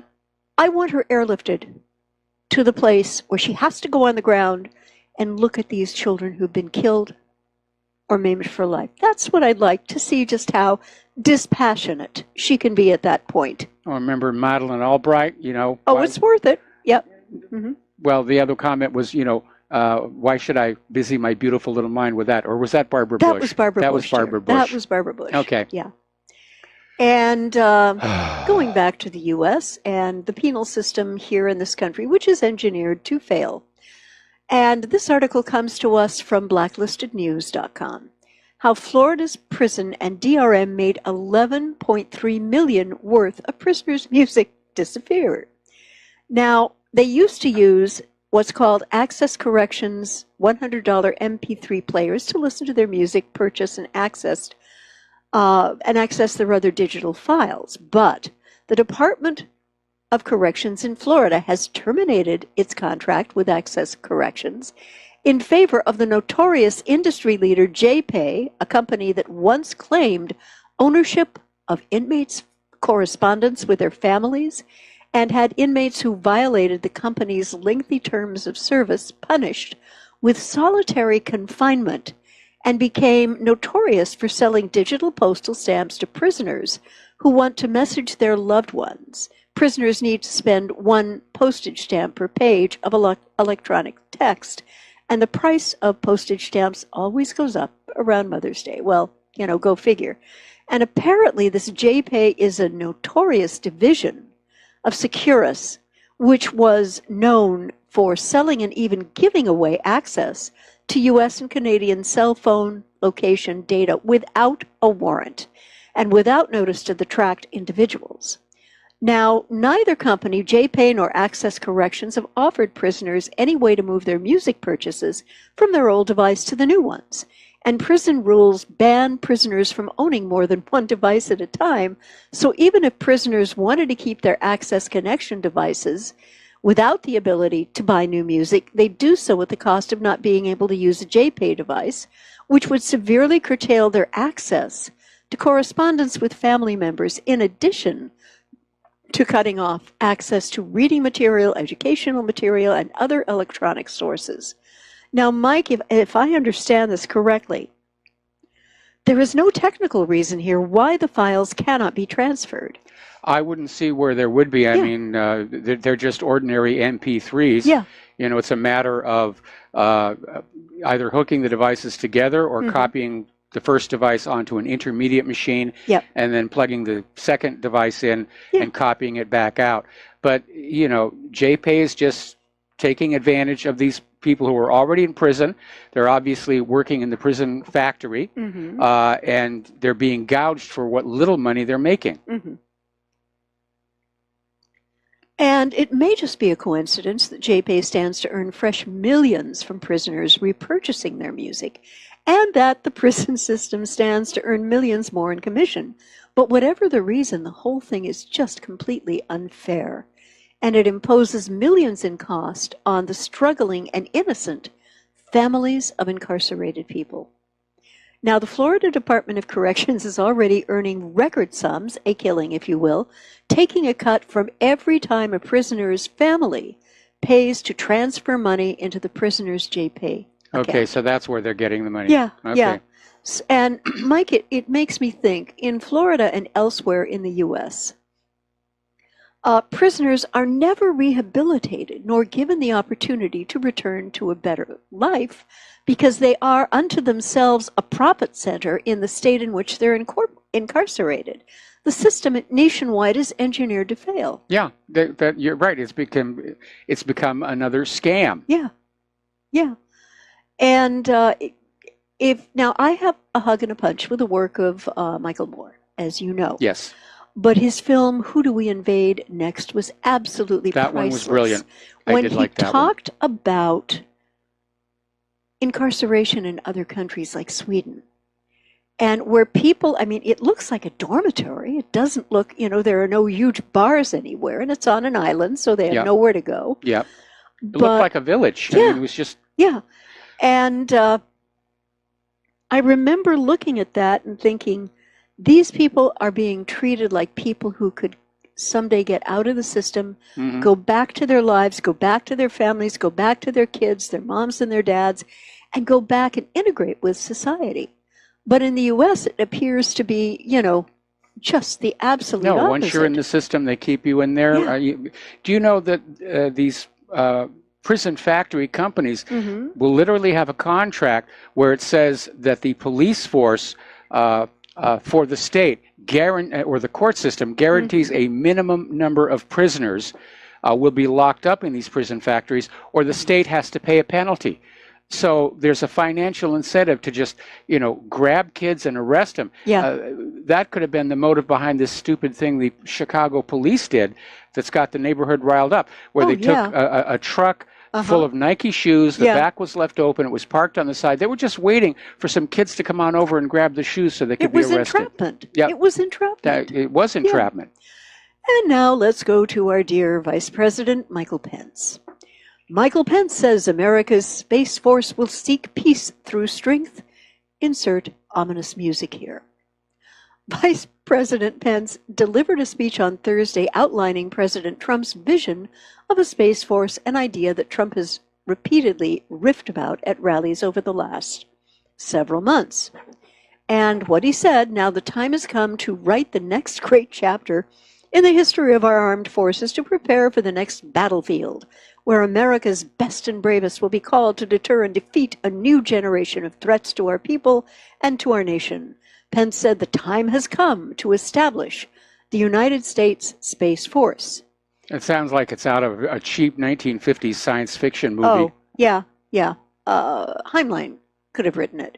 Described by the Vice President as a new sixth branch of the armed forces, separate but equal to the other branches, the Space Force would be tasked with confronting the new battlefield of outer space. And my response to this is no, Mr. Vice President. This program is engineered to play catch-up against those weapons Russia and China already have, against which the U.S. military has no present defense, and there are a ton of them, Mike. Well, again, it's just a cash grab, and war in near-Earth orbit could literally isolate us. Yeah. If everything starts blowing up and destroying each other, it would be like a domino effect. Yeah. We could find ourselves unable to go into space for hundreds of years. That could be very counterproductive. But, people who do war, they don't think long-term. Yeah. They win the war now, and then they take the unused chemical weapons, they just dump them in the ocean. Yeah. They're using depleted uranium. They don't care what it's going to do to the population after the war's over. It's just, we've got to win, and we've got to win now. Yeah. But it's going to be hugely expensive, and to be very honest, I think it's a bad idea. Yeah, I do too. Mike, did you go over this first couple of hours? No, I didn't. Okay. The Russian Prime Minister Medvedev has said new U.S. sanctions would be a declaration of economic war against Russia. And Russia's Prime Minister Dmitry Medvedev warned that the United States on Friday that Russia would regard any U.S. move to curb the activities of its bank as a declaration of economic war against which it would retaliate. And he says our American friends should make no mistake about it. Medvedev also noticed that Russia has a long history of surviving economic restrictions and never caved in to pressure in the past. Our country has been living under constant pressure through sanctions for the last 100 years, he said, accusing the U.S. and its allies of employing sanctions to undercut global competition. Like, for example, declaring that Crimea was annexed by Russia, which never happened. Yeah. Never happened. He also said that that the U.S. targeting Russia's gas exports to Europe, Washington wants to push its own LNG, liquid natural gas shipments to the continent. It's absolutely non-market anti-competition measure aimed at strangling our capacities. That's exactly what it is. I mean, come on, guys. That's exactly what it is. And I'm starting to get this idea. Trump's idea of making America great is to knock the rest of the world down. Mm-hmm. So, and the question is, can they do that? And Medvedev also pointed out that the U.S. is simultaneously imposing tariffs on China, and the Chinese obviously don't like it. No one does. And in a companion story that comes out of whatdoesitmean.com comes the following headline, originally from Sputnik. U.S. establishment push sanctions to derail Ron Paul's mission to Russia. Did you go over Rand Paul's mission to Russia? Did you go over that earlier? I mentioned it just in passing in relation to another article about this mixed message that Russia must be getting, where Rand Paul takes this handwritten note saying we want to have closer relations. Then they get the note from the State Department saying we're hitting you with sanctions over the Sergei Skripal situation. It's definitely an attempt to derail any possibility of ratcheting down the situation. And what this article is saying is that President Donald Trump's enemies have helped launch new sanctions against Moscow that were timed to undermine this bid by Rand Paul to mend relations during his trip to Russia this week. And this comes from former Foreign Service officer and advisor to Senate Republicans leaders, Jim Jatras. That's what he told Sputnik.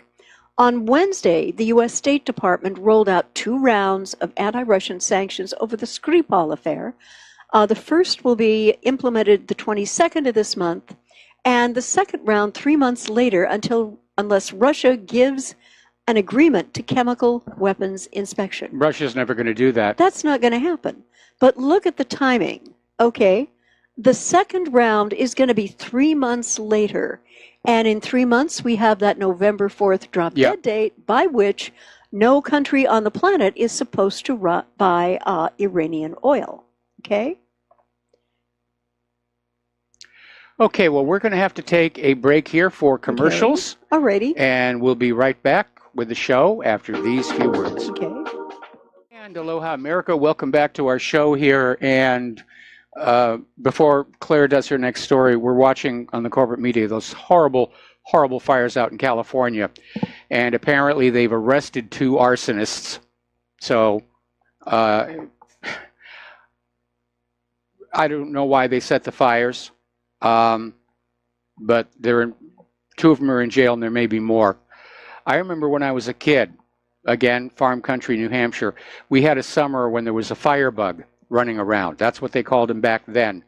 It was just somebody who just got excited playing with fire. Mm-hmm. And this one was burning down barns, or maybe it was an insurance fraud scam. I don't know.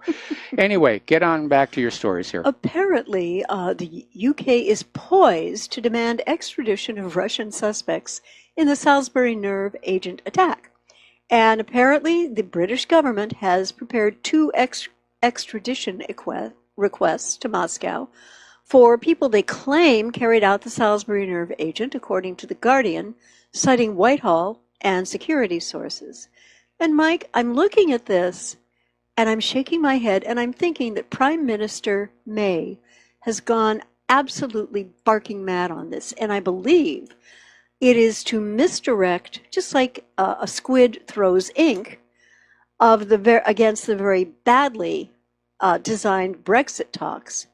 You know, why would the Russians would have done this at this point in time? Mike, this would have been both insane and illogical. Well, we made that point a little bit earlier in the show, but I don't agree with you that this is just to distract from Brexit, although Brexit's definitely not going good. Mm-hmm. Don't forget, the United States just hit Russia with sanctions over this very case. No, it was Skripal, wasn't it? Or was it Salisbury?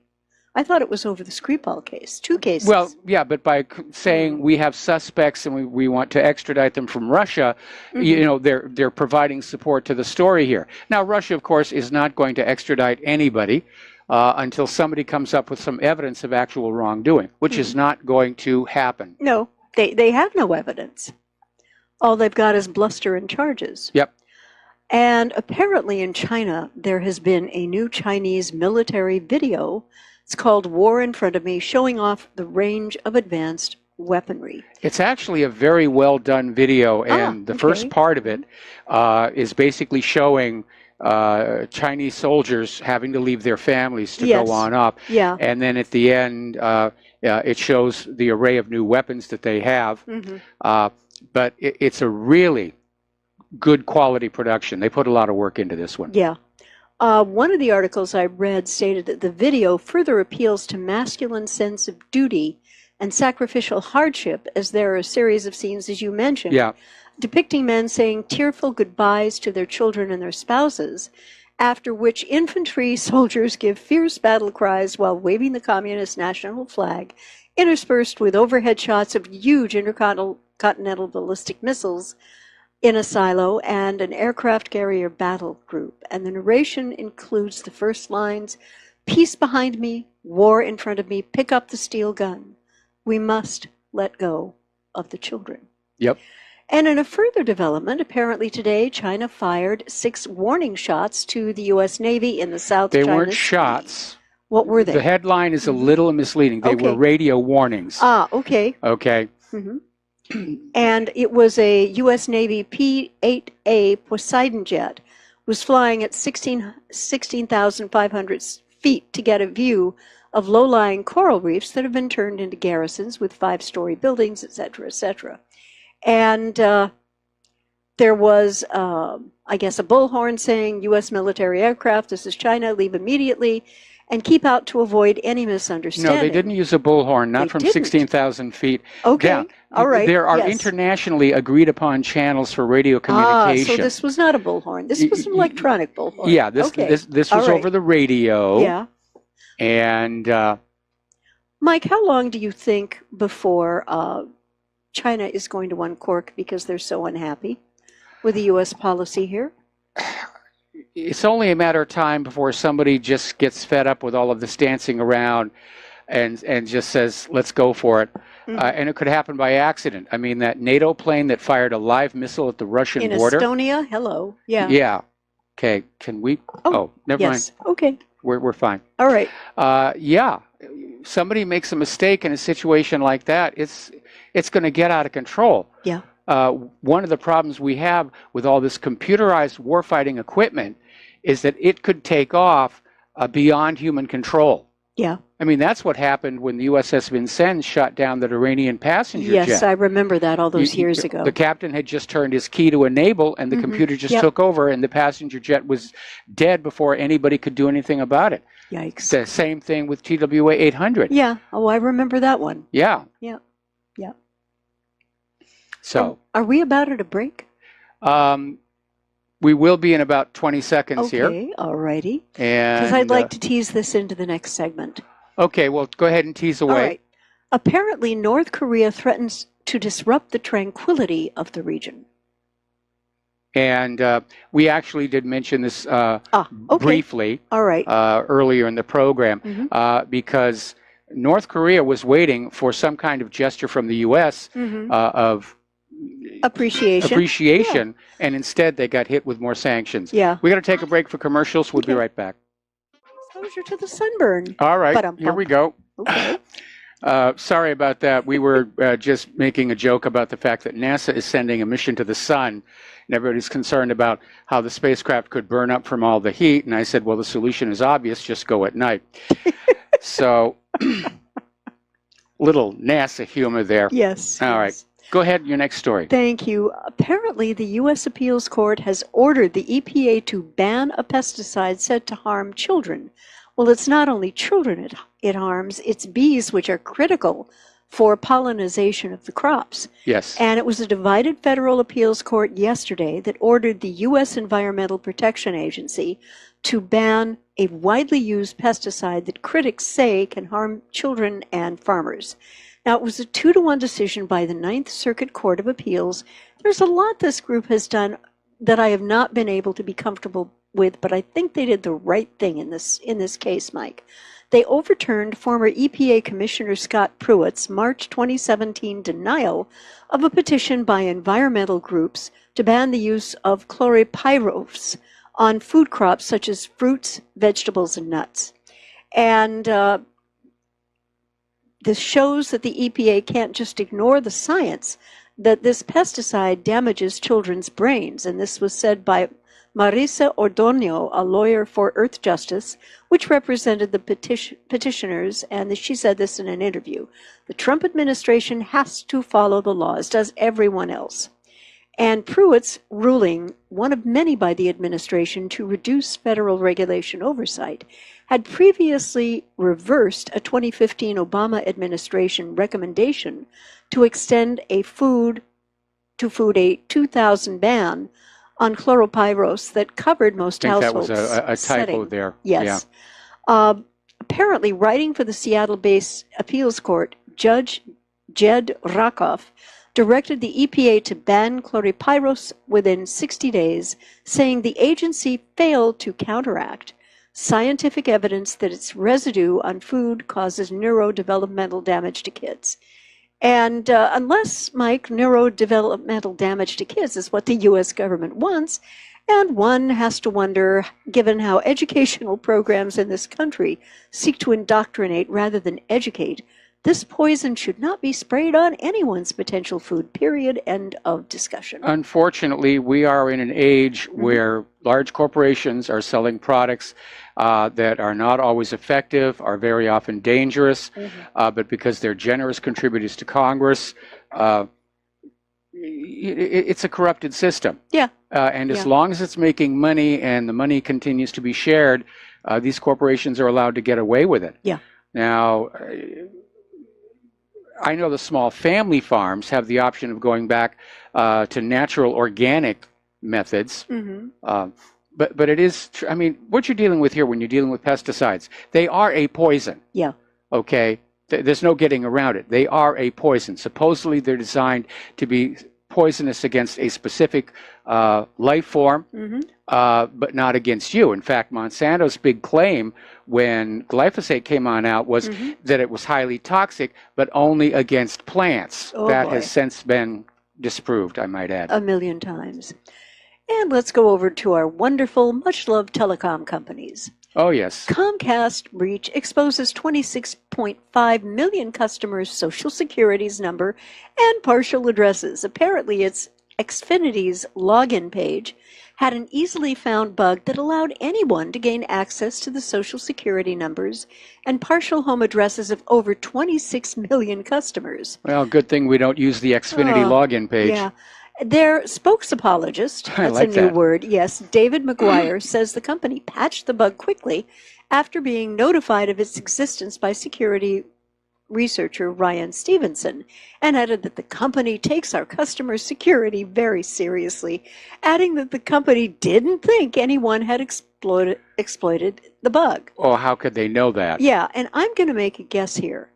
The result was one of many of the mergers and acquisitions that allowed Comcast to grow to become the country's largest and most hated cable operator, as they put growth and profits ahead of integration and security. It's just a guess. Merging IT systems is one of the most notoriously tricky and insecure things a corporation can do. Mike, yeah, that's definitely a real possibility. Yeah, that's definitely a real possibility. Or, you know, somebody goes to work in the IT department of a large corporation, they get access to the source code, they plant the bug, the back door, then they go punch out their boss and get fired, then they go on home and they start siphoning out all the data. Right. You know, and I have to think, and I have to share, Comcast has a real close second in being the most hated cable operators to Spectrum, which promises in their multi-billion-dollar advertising so much access, but never actually really delivers it, as you and I know. Yes. Mike, what do they promise us and what do they actually deliver us? We pay for 300 megabits per second download speed, and we're getting about 60, which is enough to do what we're doing, but that's entirely beside the point. Yeah. And I have been round and around with Spectrum. You know, I'll take I take the cable right out of the cable modem, plug it into a laptop, and run these internet speed tests, and it's always the same. And they keep saying, oh, no, it's got to be at your end. It's got to be your end. Meanwhile, what's really annoying is we kept getting emails promoting Spectrum's business class internet, which they promise will be a lot faster. Well, if we're not getting what we were promised on our home service, we're certainly not going to go with the business class. No, definitely not. Yep. Definitely not. Going back to another interesting situation, the Easter Island people want return of their sacred statue stolen by Imperial Britain. The Rapa Nui people of Easter Island are asking the British Museum to return one of the island's sacred moai statues stolen 150 years ago by British sailors. It is apparently one of many artifacts looted by the UK in its imperial days. Well, that's what the British Museum is full of. Yeah, Stuff that they've looted from other countries, like the Elgin marbles. Yeah, and it was presented to Queen Victoria in 1869. She, in turn, gifted it to the British Museum. And no moai statue has been precisely dated, but they are estimated to be at least 400 years old. Now, this one's name is Ho Hakanania, ironically, and it's been translated as lost or stolen friend, among other variants. Dear people of Rapa Nui, I wish you the best possible luck with this, but you are probably going to need a lawsuit and an attorney like someone with the star power of Amal Clooney to potentially get you out of this one, because she is attempting to negotiate in behalf of the Greek government for a return of the Elgin ivories. Yes. Yeah. Marbles. Marble, I'm sorry. Yes. And here's something that our liberal friends are going to love. Yes. NAACP poll, Black American support for Donald Trump surges. A poll conducted by the NAACP shows that Black people support for President Trump sits at 21%, which, according to the Washington Examiner, is more than double his support in an April poll conducted by Reuters. Oh, Mike, the ashtrays are going to be flying tonight at the DNC. Everything that they are trying to do to get this president out of office is kind of exploding like a bad trick cigar. Well, there's another poll that's really going to upset them. Apparently, support for Trump among Hispanics is climbing. Yeah. Now, whether they're polling the illegal immigrants or not, but it's an indicator that the Hispanics are not going to vote Democrat. Yeah. And a lot of it has to do with the fact that the Democrats really didn't improve the job market when they were last in power. Yeah, absolutely. Okay. Mike, did you cover this the first 2 hours, the handwritten notes exposing? Nope, I didn't. Okay, I all didn't. right, okay. Apparently, there are handwritten notes exposing what Fusion GPS told the DOJ about Trump. And there was a memory stick, an admission of a Hail Mary leak, and an unmistakable push to push the Russian investigation closer to Donald Trump's inner circle with uncorroborated facts. These are just some of the highlights from the day that Fusion GPS founder Glenn Simpson, paid by Hillary's campaign to dig up dirt on her GOP rival, met secretly with a top Justice Department official right after Trump won the 2016 election. And it was all captured in the official's handwritten notes, a contemporaneous record that intelligence professionals tells the author of this article exposes the flaws plaguing the early Russian collusion case. For example, Simpson told then Associate Deputy Attorney General Bruce Orr during the December 10, 2016 meeting in Washington in a coffee shop that he believed that Trump's longtime lawyer was the go-between from Russia to the Trump campaign. Yet Simpson allegedly acknowledged that most of the information GPS and British intelligence operative Christopher Steele, heard that name before, developed did not come from sources inside Moscow. Much of the collection about the Trump campaign's ties to Russia comes from an alleged former Russian intelligence officer, not entirely clear, who lives in the U.S., which Orr scribbled in his notes. And in those notes, Orr repeatedly misspells Simpson's first name as Glenn. With Now, one N. Yeah, and But here's there was the another deal. place in the notes Yeah. where Simpson basically says they had no sources in Russia. Yeah. So they have no sources. How did they go forward to get a court case, a FISA case against Trump, when Clinton paid for the dossier, which was used by the FISA court to initiate against the Trump campaign? And it didn't matter to her or any of the DNC that none of these charges had any base in reality. No. Yeah. They're politicians. They're Yeah. professional liars. Yeah. And it's all it's just about get your enemy. Yeah, it's all about getting Trump with a trial that is potentially going to play out beyond the 2018 midterms to ensure that the majority in the House were Democrats so they could begin impeachment charges against Trump. Well, I think what they're going to do, the first thing, is they're going to shut down all these House investigations. Yeah. Because the Democrats will now be in charge of the committees. Mhm. But again, they can scream impeachment, impeachment, impeachment, but they've got to have a high crime Yeah. or a misdemeanor Yeah. and proof thereof. You can't impeach somebody just because you don't like them. Mhm. This isn't like down in West Virginia where the entire state Supreme Court is being impeached for provable corruption. Yeah. Yeah. Mhm. And let's go over to SecDef Mathis and where he's off to. Apparently, Pentagon Chief Mattis, Pentagon SecDef, yes, Mattis, leaves for trip to South America on August 12th. And he'll be visiting Brazil, Argentina, Chile, and Colombia. And Secretary of Defense Mattis embarks Sunday, August 12th, on his first trip to South America while leading the Department of Defense.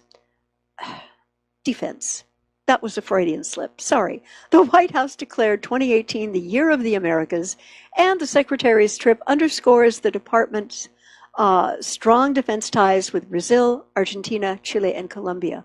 What, of course, Mike, is not mentioned here is the real reason for the trip, to figure out how to topple Maduro's in Venezuela after the botched drone attack. Yeah, absolutely. I mean, that's got to be very high on everyone's list. Also, something that you will not see in the prostitute or correspondence media. Apparently, 60,000 Pakistani troops are headed toward the Durand Line with Afghanistan to improve border security along the Durand Line with Afghanistan. And they're going to use the troops to expand patrols on the heavily disputed border region to curb the flow of terrorists operating between both nations. Now, the military officials requested anonymity for sharing this, and they informed Bloomberg that about 40% of the troops needed have already been recruited, with the total process taking up to 2 years. About 13% of the security fence along the 1,456-mile-long border has been erected. This is a lot of guys. That is a lot of guys. 60,000? Yep. Apparently, the Pakistani leadership sees no other way out other than using more force to try to resolve intrusions at its border. Okay. What's up? I'm just sending a message to our control room. Okay, all right. And I'd like to go on. Please. Apparently, Don't wait for me. Iraq's election results unchanged by recount. Sadr's bloc retains plurality after the recount after the election. The ordered manual recount of the votes from May's parliamentary election have finished with the results broadly unchanged. Fewer than a dozen seats changed hands out of 329, and cleric Motakta al-Sadr's bloc retained the plurality the way they did before. Now, Mike, this has to be the U.S. government's worst nightmare. Yeah. Because remember, Moqtada al-Sadr was the guy who told the U.S. that if one soldier extended their stay by 1 minute after the SOFA agreement with Iraq had them leaving, that there were fair game for the Mahdi army. And he could reconstitute the band very quickly in a very short period of time if they don't like what they see Americans doing in this country. Yeah, they very much could here. And basically, the United States has now lost control of Iraq. And like Syria, they're basically in somebody else's country without permission. Yeah. And this brings me over to Turkey.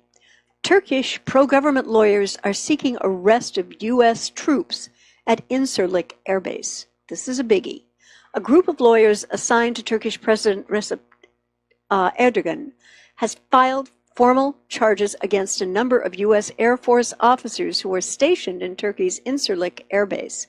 The complaint accuses them of having ties to terrorist groups and being in league with the banned Gulenist organization. And ever since the failed Cuckoo Kachu in 2016, Erdogan has blamed this cleric and accused the U.S. troops of being for him. Now, this is being treated by analysts who are saying the charges are a direct response to last week's imposition of sanctions against 2 Turkish cabinet members by the U.S. The sanctions were imposed in protest of Turkey's dissension of American pastor Andrew Brunson, who has been held since 2016 on accusations of Gulenist ties. And so, Mike, I've got to wonder, with these sanctions and counter-arrests, is the U.S. looking to go to war with Turkey, considering the sanctions they've placed against them? I think the U.S. is looking to go to war with everybody. Yeah. You know, and it is utter insanity. Yeah. But again, all these sanctions, all they're doing is they're isolating the United States diplomatically and economically from the rest of the world. Yeah. And with this development, there is a current crisis in Turkey, and Erdogan is calling on citizens to sell dollars and buy lira amidst the collapse of Turkey's currency. And with that, we're going to have to take another commercial break. Okay. And we'll be back with the last segment of today's program after these few words. Aloha, America. Welcome back to our show, last segment of our program on this Pauhana Friday. And Claire, what do you have to share with us? Well, this comes again from Zero Hedge, which is where the other articles about Turkey came from.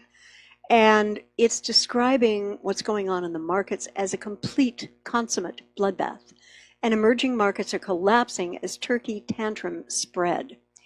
And through July, many side sell analysts saw the stability in EM assets as a sign that the worst was over and encouraged investors to pile back in to take advantage of the blood in the streets. But as one of the veteran EM traders in Brazil explained to Zero Hedge this morning, this is a consummate bloodbath, adding that the liquidity has disappeared and as spooked retailers pile out of the ETFs that their advisors were saying were no-brainers, the pressure in real markets is explosive. And apparently it really is a bloodbath. Well, and, as I mentioned earlier, our own stock market did not do well today. No, they didn't have their traditional Friday happy ending. And apparently Turkey's agony explodes as Trump double steel aluminum tariffs. And it's one of those moments when you thought nothing could get worse for Turkey's economy. While watching the collapse of the Turkish lira and sensing that perhaps Erdogan's end is near, President Trump blindsided the NATO member with a tweet. Not an official document, but a tweet, nonetheless, announcing that he is doubling Turkey's steel and aluminum tariffs by 50% and 20% respectively. Why? Because he said our relationships with Turkey are not good at this time. Well, you only tried to get rid of him a few years ago here. Yeah. And it looks like the pressure is going to be ongoing. Getting back to Europe very briefly, as anti-open borders populism spreads, apparently Merkel and Macron's polls numbers right off the cliff. Apparently, German Chancellor Angela Merkel and French President Emmanuel Macron are now faced with their worst public approval ratings hitting record lows as conservatism and populism spread throughout the European Union. And Mike, this is a no-brainer. The German and French people have had quite enough of the results of unrestrained, unvetted immigration, which has been brought to their respective countries. Yeah, And, they absolutely have. I mean, it's a mess, and we're seeing the start of the pushback here. Yeah. And a last story about President Obama ignoring genocide in South Africa. Now, he leveled Libya and lynched its leader, and people in government not concerned. They knew with certainty that Obama was destroying lives irreparably out of the goodness of his heart. So when he became the uncrowned king of the killer drone murdering Pakistanis, Afghani, Libyan, and Yemeni citizens in their thousands, that too, to his acolytes, generally justified, was justified and minimized and concealed. In June of 2008, Obama marked his election as the moment when the rise of the oceans shall begin to slow and our planet will begin to heal. Well, unfortunately, we're out of time here. The music is now starting. Okay. And so we have to head on off and got to do the laundry. Yeah. And so stay tuned for John Stadmiller. Yes. I'm sure he's got a lot of interesting things to share with you. Please take what you are learning here, share it with everyone that you know, write letters, email. Unfortunately, that's starting to be filtered, apparently, according to this article that got sent to me. SneakerNet, just talk to people. It is up to us to keep the truth flowing against a corporate fascist government that is determined to go back to the world where we're buried in lies. We'll be back on Monday. Aloha, America.